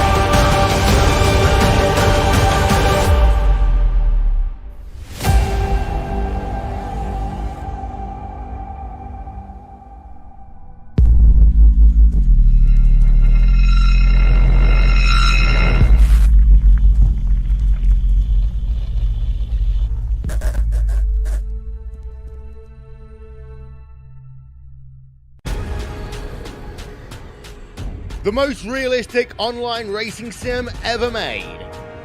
This is iRacing. Detailed laser scan tracks, fully dynamic real-world cars, and over 50 series to choose from. 6 online world championships offering over $100,000 in annual prizes. This is the original esport racing game. This is iRacing.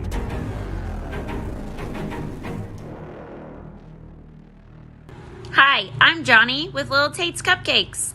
Thanks for tuning in to tonight's race on the Turn 3 Network. Little Tate's Cupcakes is a bakery based out of Owensboro, Kentucky. We specialize in cookies, cakesicles, cakes, and cupcakes for every occasion. Make sure to check us out on Facebook and Instagram for more of our work and for daily specials. Go number 5.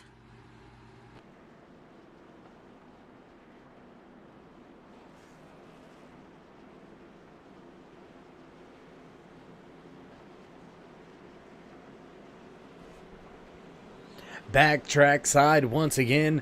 Pace truck lights are off. We're gonna give you a little bit of the running order here. Driver bar up there at the top of the field for you. Oh, little bit of troubles, little bit of moments. Oh my goodness, what is happening? What is going on? Very, very, very interesting.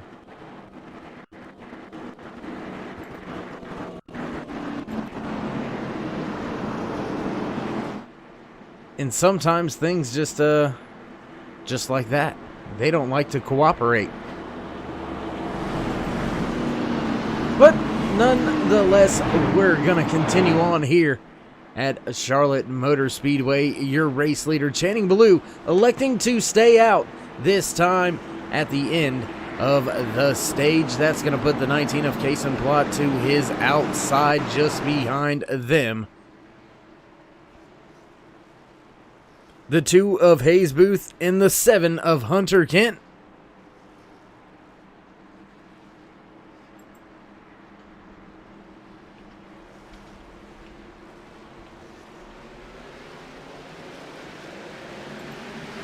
And Green Flag Racing once again here from Charlotte Motor Speedway for the World of 300. Here on Turn 3 Racing Network, it's the Superior Class Auto Racing doing what they do week in and week out, putting on one heck of a show. Oh, caution! Cars going around near the rear of the field. We'll take a look back at that, see what happened. Looks like Lauren McFadden made it through. Jason Spear involved heavy contact. We'll back that up once here. Take a look, see what happened. There you see Spear already going around with contact from another car. So we'll take another look at it here, see what's happening with it. There you see the 82 right behind him, right underneath. A little bit of contact with that left rear quarter down into the inside wall. And that is a hard lick for that 83 machine. Tough break for him. He's going to get it righted, headed in the right direction, catch up with the field. There you see a driver just in front of him, heavily damaged. No front clip on that machine. So that's going to be a tough thing to overcome and come back from. Nonetheless, back up at the front with your race leader, the 88 of Channing Ballou. He stayed out the last time. Will he stay out this time? Looks like some of the field faking the funk, acting like they're coming to pit road, but not really doing the dirty deed and coming on down there. Field will stay out on the track. The entire field will stay out on track. I say entire field, but I believe some of those drivers caught up in this latest race incident will be hitting pit road to try to fix up some of that damage.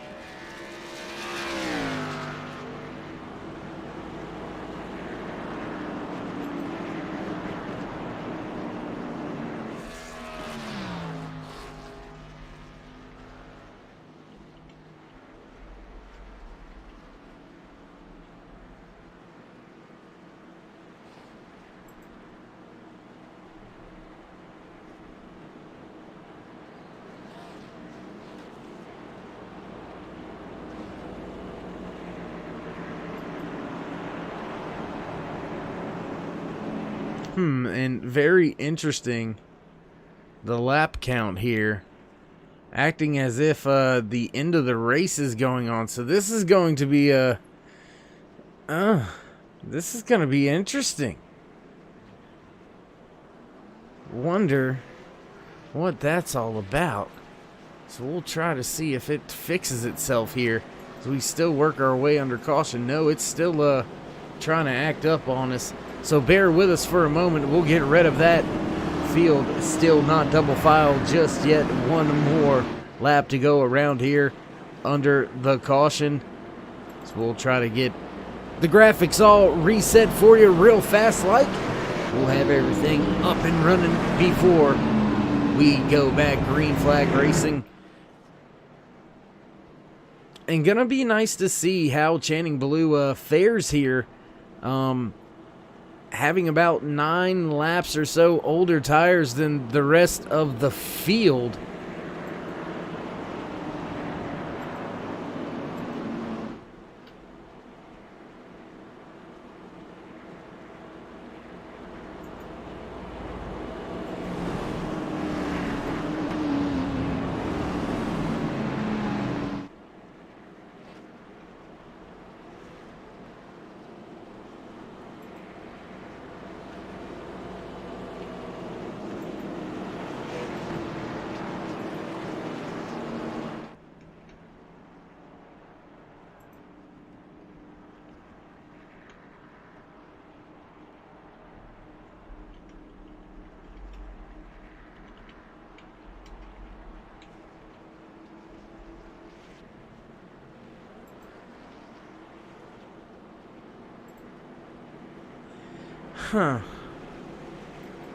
I wonder why that is the case.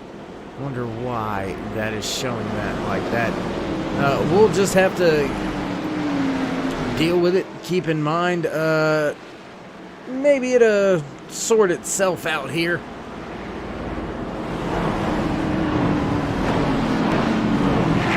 Be a little tough to keep track of some of the laps, but 200 laps scheduled in tonight's race distance. We are working lap 146, just a little over the 50 lap mark remaining here in tonight's race for Superior Class Auto Racing, presented by Mug Root Beer, live here on Turn 3 Racing Network from Charlotte Motor Speedway. Your field double file halfway down the backstretch. These drivers getting ready to go back green flag racing once again here tonight. And man, we've already seen some of the intensity pick up on the restarts. I can only imagine that it's gonna get a little bit more intense, a little bit tighter out there, and we'll see who has what it takes and who's willing to push the envelope and put their car where maybe it might not be. Sometimes that's just what you gotta do. And off goes the 88 of Channing Blue. He gets a great jump on the field. My goodness, what a jump. And back to the dirty, ugly camera that seems to have sunken through the track. It has been beaten and run over so much that it has embedded itself a little bit further than what we needed it to be. Nonetheless, your race leader Channing Blue does have Case and Plot right there on his rear bumper as we continue around the track here tonight at Charlotte Motor Speedway. Leading the field back to the line that time, and boom! There you go, it fixes itself. Look at that. Sometimes it just needs a minute to recalculate. Big move now by Travis Smith, making his way down on the inside lane. 4th position now, digging, trying to take the 3rd spot away from Case and Plot, but up at the front of the field, Hayes Booth right there on the rear bumper of Channing Blue, now to the inside through 1 and 2. Booth with a move to the inside, makes it by no problems, no harm, no foul. Leader down the backstretch, Hayes Booth. Channing Blue gonna slide back into 2nd, and Travis Smith right there behind him. Drivers going around the lap machine right there. David Bradford caught up just a little bit behind the lap down machine. Now making their way by, no harm, no. Oh, a little bit of a moment. Looks like the driver's able to collect it. We stay green flag racing working lap 164 coming to lap 165. There will be 36 laps remaining here in tonight's race from Charlotte Motor Speedway. Enchanting Baloo doing an excellent job with those older tires, staying out in maintaining position, maintaining that second spot. He did drop from first to second, but that's an overall gain for Baloo, who was outside of the top 5 looking in before that gamble, and it has paid off. Now looking to the inside of Brian Littleton is Bobby Hamilton Jr. back in the distance of our picture. Right there you see him coming off of turn number 2. Long stretch of cars working their way right at you into turn number 3. I tell you what, while we've got another great opportunity, let's go ahead and throw it to one of the things I love, and that's another turn 3 network.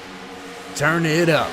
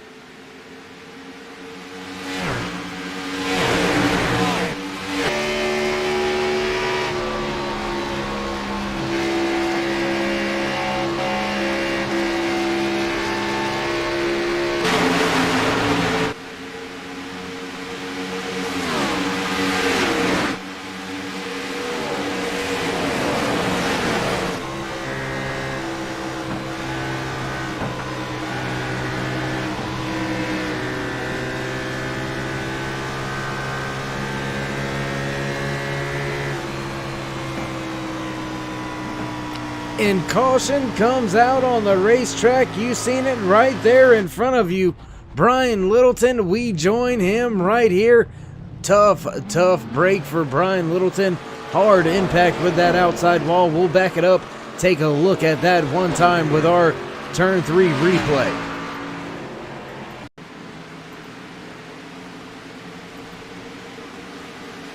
Ooh. Just barely missing it there, so we'll back it up a little bit more. And hard impact. There you see him getting a little bit loose, nowhere to go. Oh, case and plot. Bobby Hamilton Jr., hard impact. Mark Truxell involved. Ooh, another car. The 18 of Mathis pinballs down the backstretch. Ooh, that was hard to watch. And Brian Littleton on pit road for an extended stay this time. Tough break for that 80 crew after running very well out there tonight. He's going to find himself behind the 8 ball as the field make their way down pit road for their pit stops. That's going to put the 80 one lap down. And it looks like the 80 crew has called it a night. They have pushed the car behind the wall. Bobby Hamilton Jr., him and his crew, they are beating and banging on the machine, trying to get it back out on track. Quentin Murdoch also on pit road for an extended stay. Jeff Napier, Mickey Spear involved as well. Alan Dufries, after heavy contact earlier in the race and after a very lengthy pit stop the last time, he finds himself back out on the racetrack, continuing to soldier on. And my goodness, while we were looking through timing and scoring, running through everything that took place through our latest caution, David Bradford, your pole sitter, led a handful of laps at the beginning of the race. The first, most of the first 25 to 28 laps belonged to Bradford. He's got 24 in the book as of right now. That lap count is going to continue to grow, and he hopes it continues to grow all the way to the end of this race. Travis Smith is sitting at the top of the most laps led board for the leaders. Kason Plott right there with 27. Bradford with 24, 15 with Hayes Booth. Channing Ballou led 13. Brian Littleton led 9 laps before the hard impact, relegating him to the hauler. He's going to pack it up, head on home. Hunter Kent also with 4 laps led out there tonight. Smith right there on the cusp of nobody going to be able to catch him for the most laps led. Bradford's right there on the edge of being able to overtake Travis Smith for the most laps led, so not quite in the books yet for Smith. That point, we'll have to wait and see how it all shakes out from here. As we do have 2 cars staying out, trying to receive the wave around, we'll go ahead, do a little bit of house cleaning. 28 drivers took to the track for tonight's race. We still have 24 remaining here on the track. Few drivers down, off, and away, and heading on home. 4 of them to be a matter of fact. The 80 of Brian Littleton, the 00 of Quentin Murdoch, Chris Mathis, and Cameron Hagman, all out of tonight's World 300 here from Charlotte Motor Speedway for Superior Class Auto Racing, presented by Mug Root Beer, live here on Turn 3 Racing Network. And we have still got quite a handful of laps remaining, 27 laps to go, 26 when we see the green flag fly once again, and it is getting closer and closer to the witching hour. The time is right now is when it's gotta be done.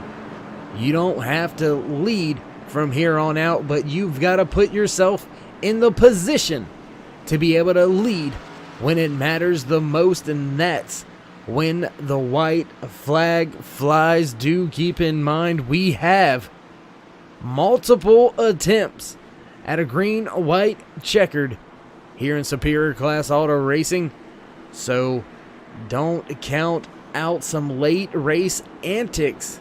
Don't count out a bump and run, a door check, a slide job. It can all happen at a track like this. Charlotte Motor Speedway lends itself to some great racing action. Field making their way slowly off of turn number 4. Pace truck will make the left-hand turn. There it goes, and off it is. Bradford waiting, now on the gas with a big push by that 88 of Channing Ballou. That was very timed, very orchestrated. Hayes Booth gonna duck down just in front of Hunter Kent. That's gonna leave the 9 of Travis Smith up there on the outside lane, all alone, running in the 5th spot. Bradford gonna lead down the back stretch now. Ballou looking to his outside.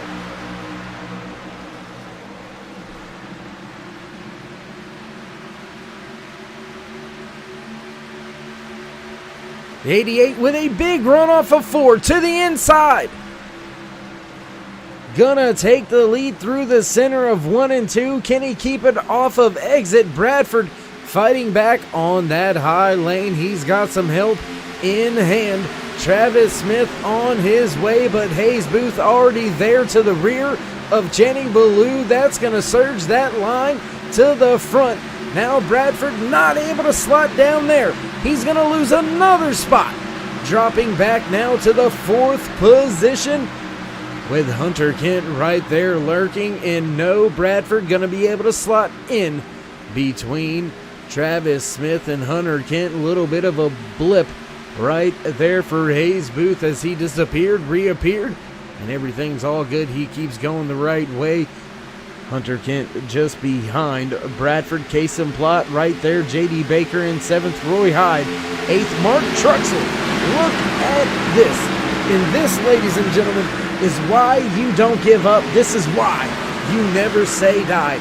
Look at this man right here. The Little Tate's Cupcake Machine out there getting the job done halfway down the backstretch. At one point in time, this 5 machine was down 3 laps.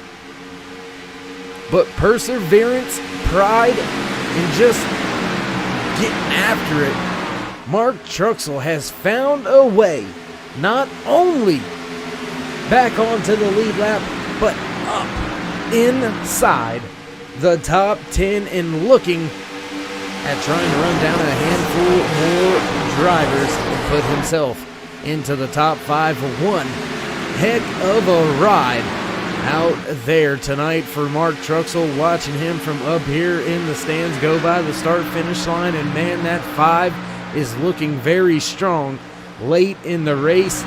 Lap 180 out of 200 scheduled here tonight. 21 laps remaining as Hayes Booth trying to fend off Travis Smith at the front.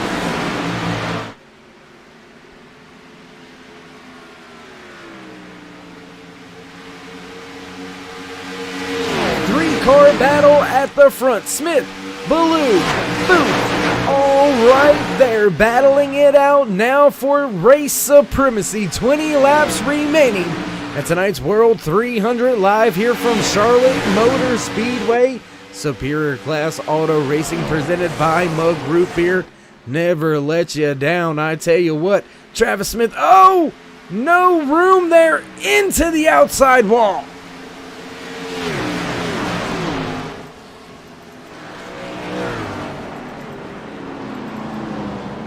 Oh, carnage and chaos. We'll back it up, take another look.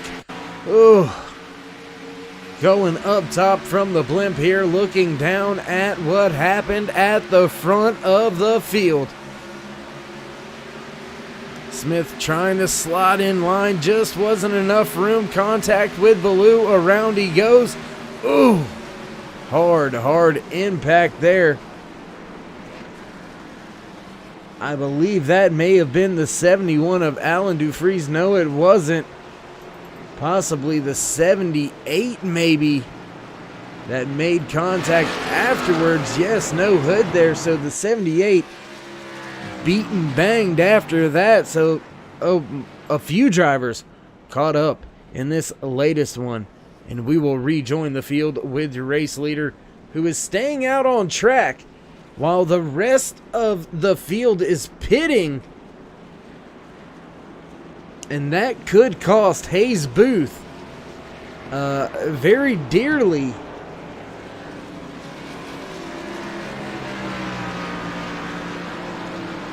Looks like possibly before, after he passed the entry for pit road is when the pit road opened, and that let the rest of the field come down pit road without facing a penalty, and is going to leave Hayes Booth out there high and dry all by himself unless he elects to come to pit road this time by. But then he is going to lose a ton of track position here. So this could be this could end up pretty bad for the two. Because, I mean, he'll end up having 4 fresh tires line up beside him, behind him, for multiple rows. I just think he will be a sitting duck here on this restart if he does not go down there and get some tires and some fuel. I think he's going to be in a load of trouble, and he's going to stay out on track. So maybe his crew chief knows a little bit more about the way these tires are going to respond here after a short 12-lap run in between the cautions. So I don't, that's why I don't get paid the big bucks, because I'm not smart enough to make calls like that and risk it. I mean, it's going to be a tall order. A lot to ask of your driver to keep himself in front of the likes of David Bradford, Kason Plott, Channing Blue, Hunter Kent, Roy Hyde, all right there at the very front of this field, and to ask your driver to have 10-lap older tires and keep all of those big names behind them. That is asking an awful lot and putting an awful lot of pressure on the shoulders of your driver as the laps are already winding out.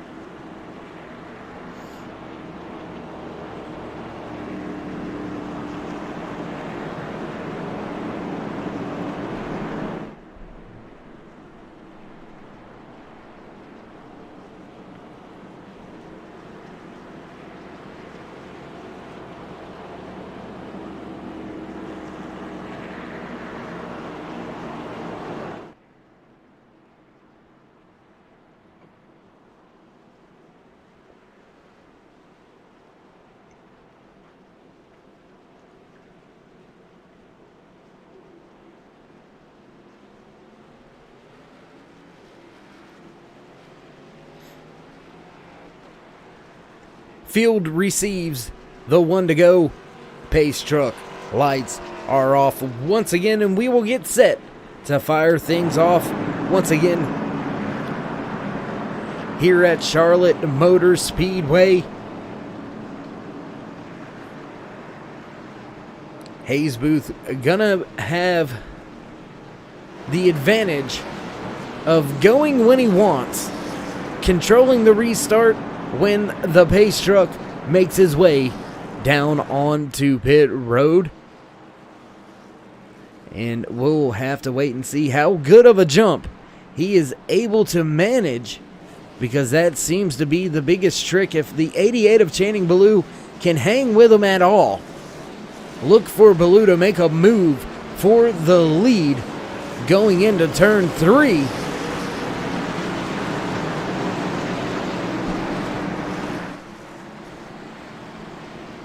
And man, I've said it once already. I just the staying out, I am not so sure. Field gets the green flag as big move through the rear of the field. I'm not even sure who that was.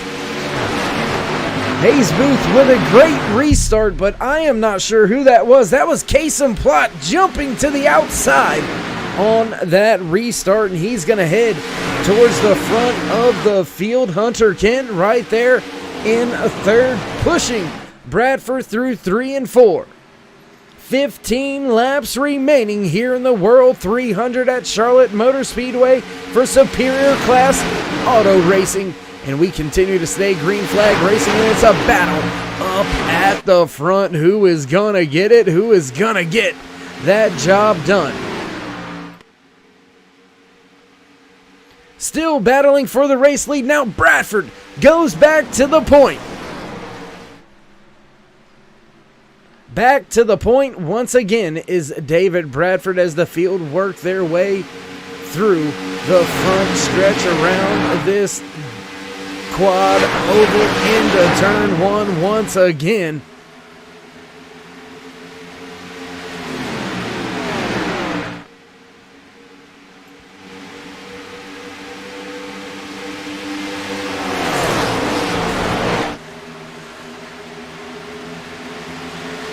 Bradford still in command, still in control of the field as they make their way back into turn number 1 once again.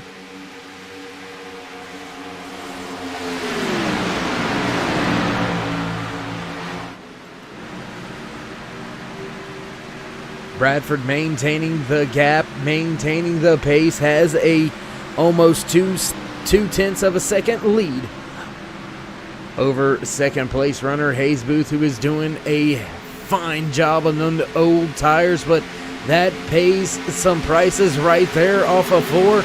Gets a little bit loose. That's going to give Hunter Kent the opportunity to flex some muscle on the outside, trying to make the pass for second place. We're down to just 11 laps remaining as the front of the field make their way into 3 and 4. Big move by Kent. He gets by Hayes. Now Hayes gonna give up a little bit more ground as Kason Plott makes his way by. Channing Ballou now looking to make his way by.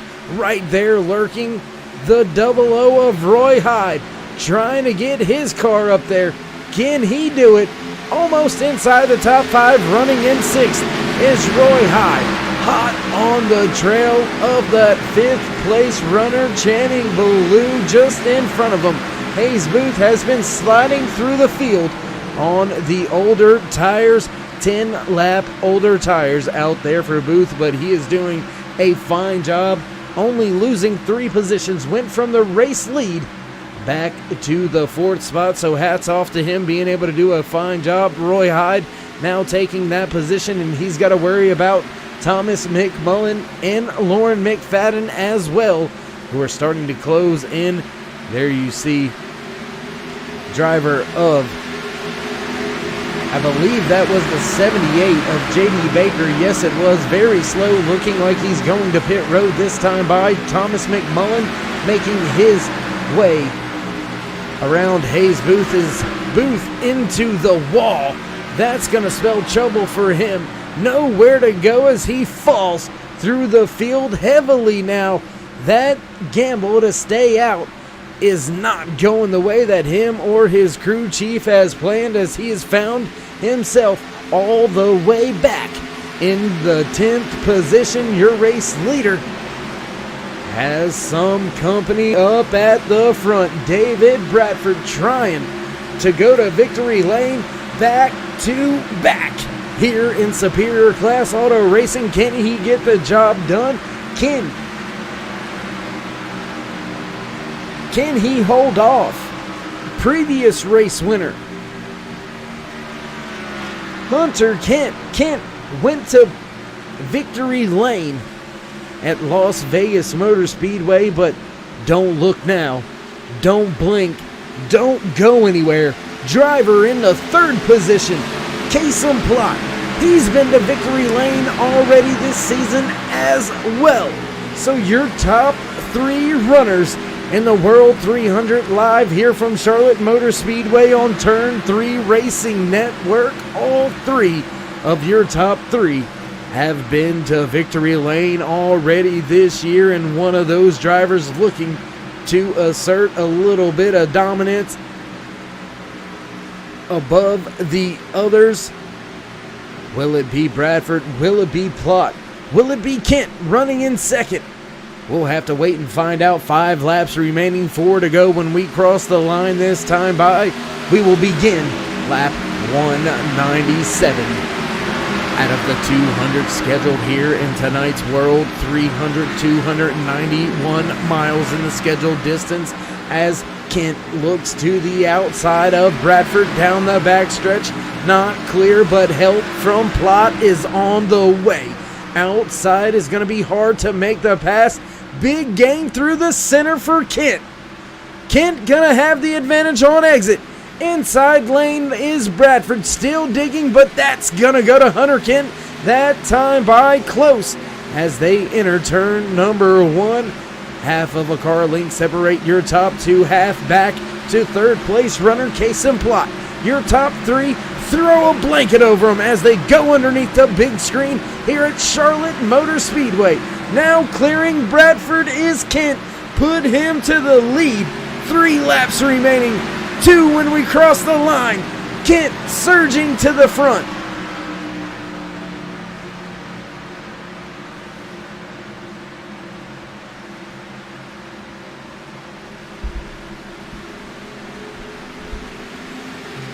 Big time moment there for David Bradford. He's going to give up some ground. Hunter Kent liking what he sees in his mirror. That second and third battling it out.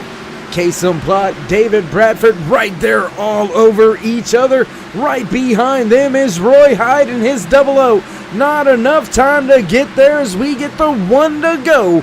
Presented by Mug Root Beer here live from Charlotte Motor Speedway for the World 300. Your race leader, Hunter Kent, only less than a half a mile, I would say, from walking away with another race win and put the 7 to victory lane, crossing the line first here tonight in the World 300 from Charlotte Motor Speedway live on Turn 3 Racing Network.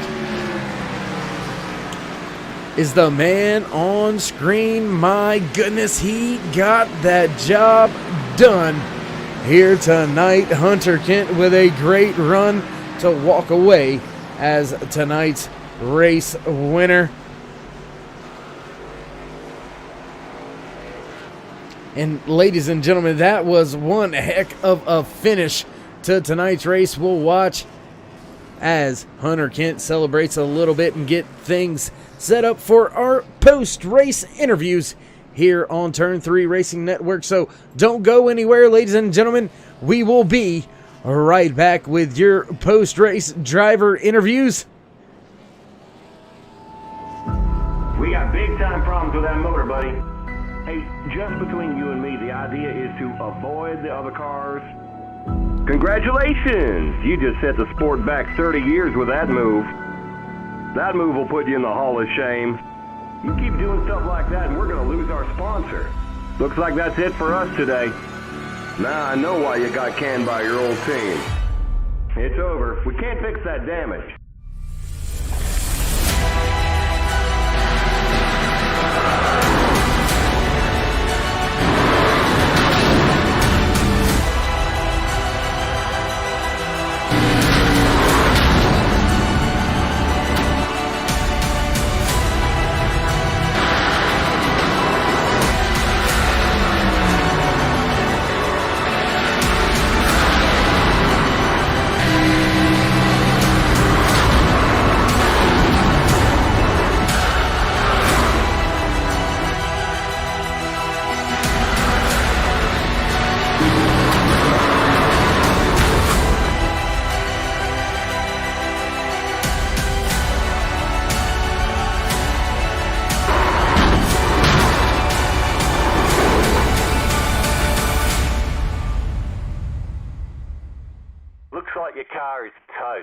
You'll need a tow back to pit lane.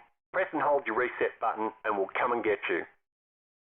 Assist to the front bumper, and he hits him again now.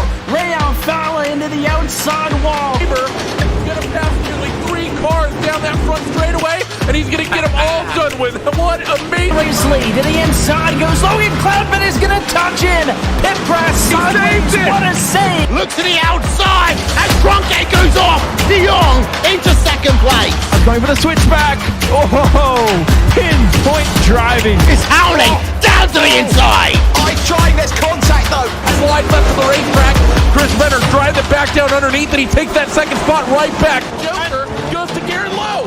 Garrett Lowe should take victory with all that contact. He's going to try and make the move around the outside the parabolica. That's not going to work, but he's going to try and get the cutback here. Get the run out the parabolica. That's beautifully done there. Michael Schubert, there's a little bit of door banging as well.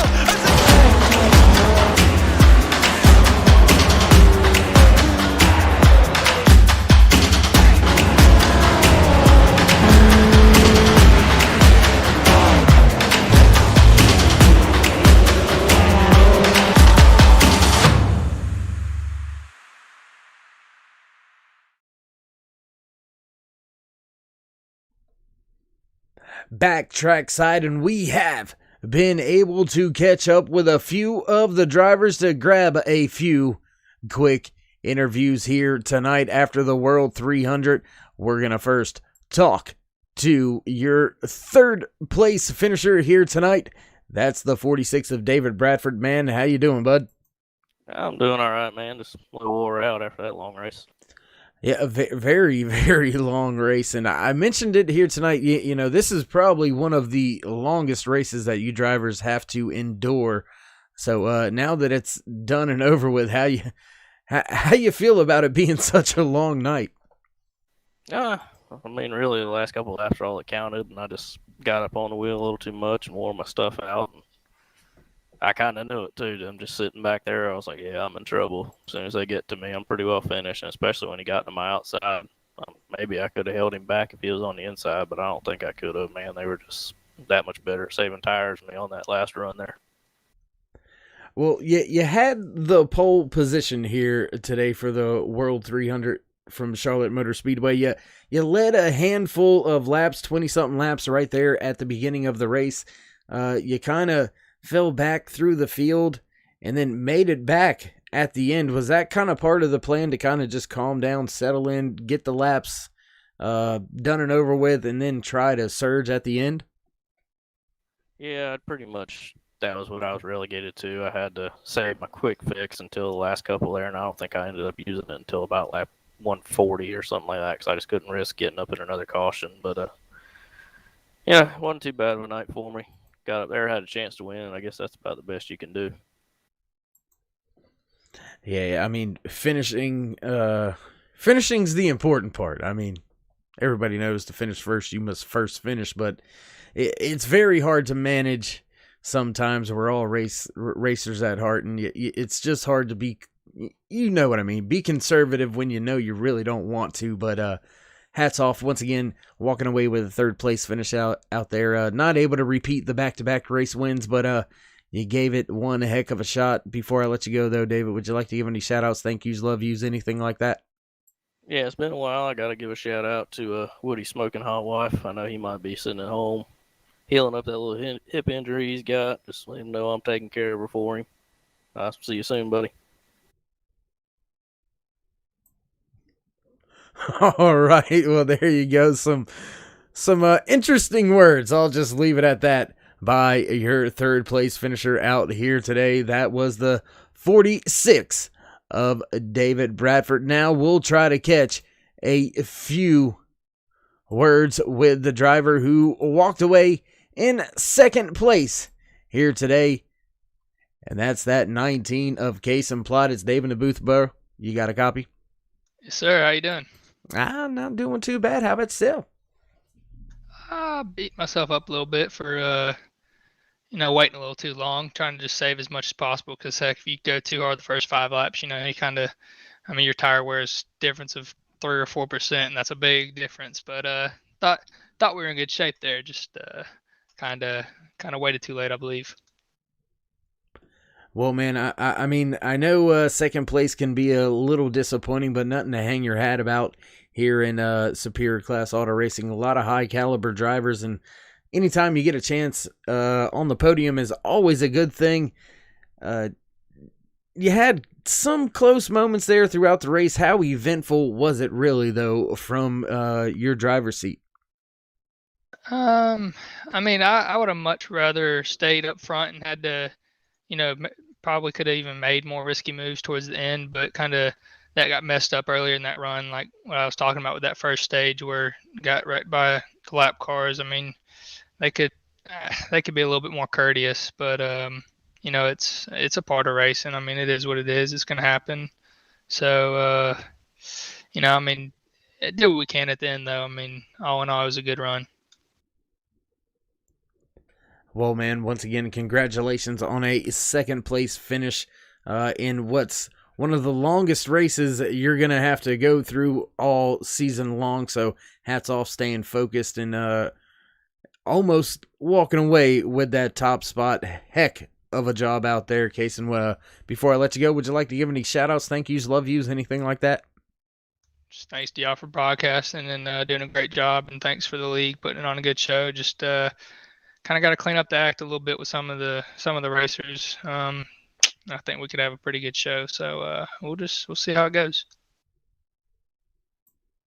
All right, there you have it. Some final words from the driver finishing in the second position here tonight. And now we will see if we can't catch up with your race winner here today. There it is right there. That 7 machine of Hunter Kent. It's Dave in the booth. You got us? Yes, sir. I got you. Hey, man, that thing's looking pretty nice and clean on the screen, man. I like that orange. Almost reminds me of my Cincinnati Bengals. They're not able to put anything in victory lane like you did here tonight, so we'll talk about you instead of them. Heck of a job, man, walking away with the race win.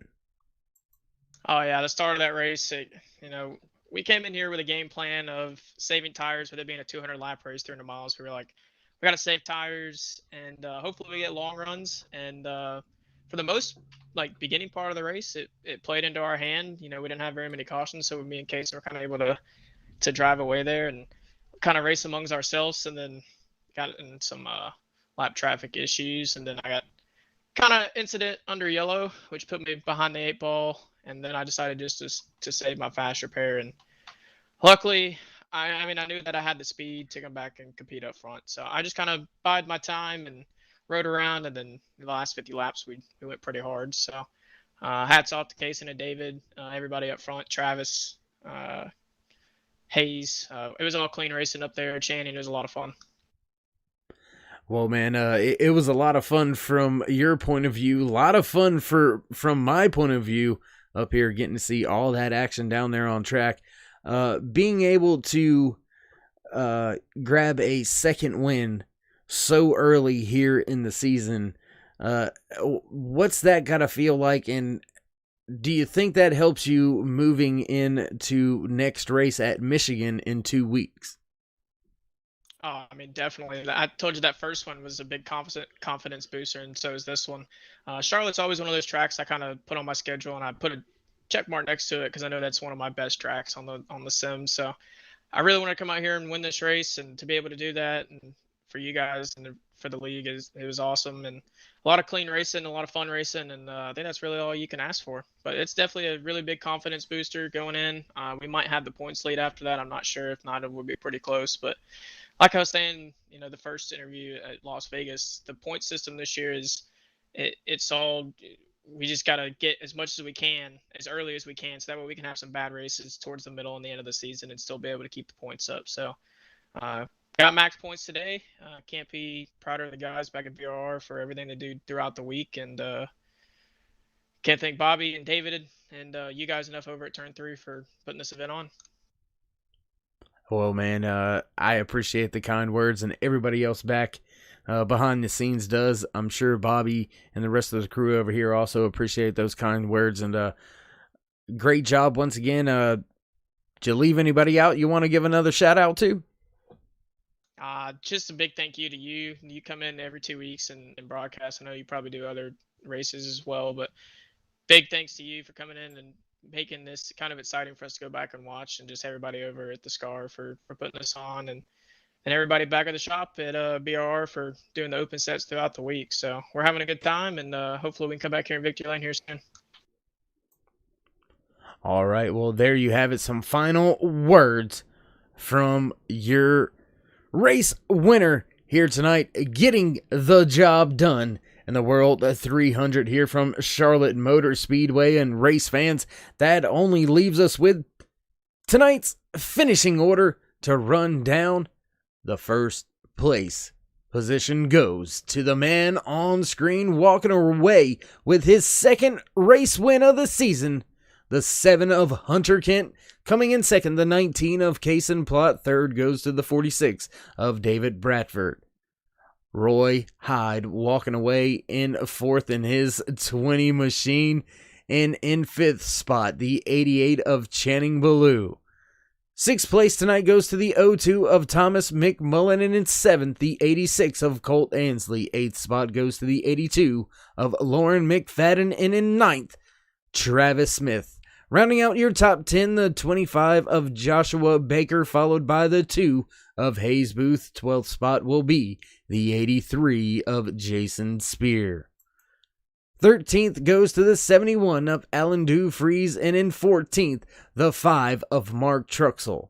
The 15th place goes to the 32 of Daryl Spear. Walking away 16th tonight, the 53 of Steve Murdoch. 17th spot goes to the 23 of Mickey Spear. Rounding out the field in 18th, the 78 of J.D. Baker. 19th goes to the 74 of Mike. Oh man, I'm gonna tear that up. Mike Jr. In the 20th spot, the 24 of Garrett Cobb. 21st goes to the 40 of Jeff Napier. In the 54 of Justin Napier, gonna walk away in 22nd. 23rd will go to Bobby Hamilton Jr. after a late race incident. Also caught up in that same incident, driver of the 80 gonna be slotted home in the 24th position. 25th goes to the 00 of Quentin Murdoch, and in 26th, the 58 of Ryan. 27th goes to the 18 of Chris Mathis. 28th, Cameron Hagman.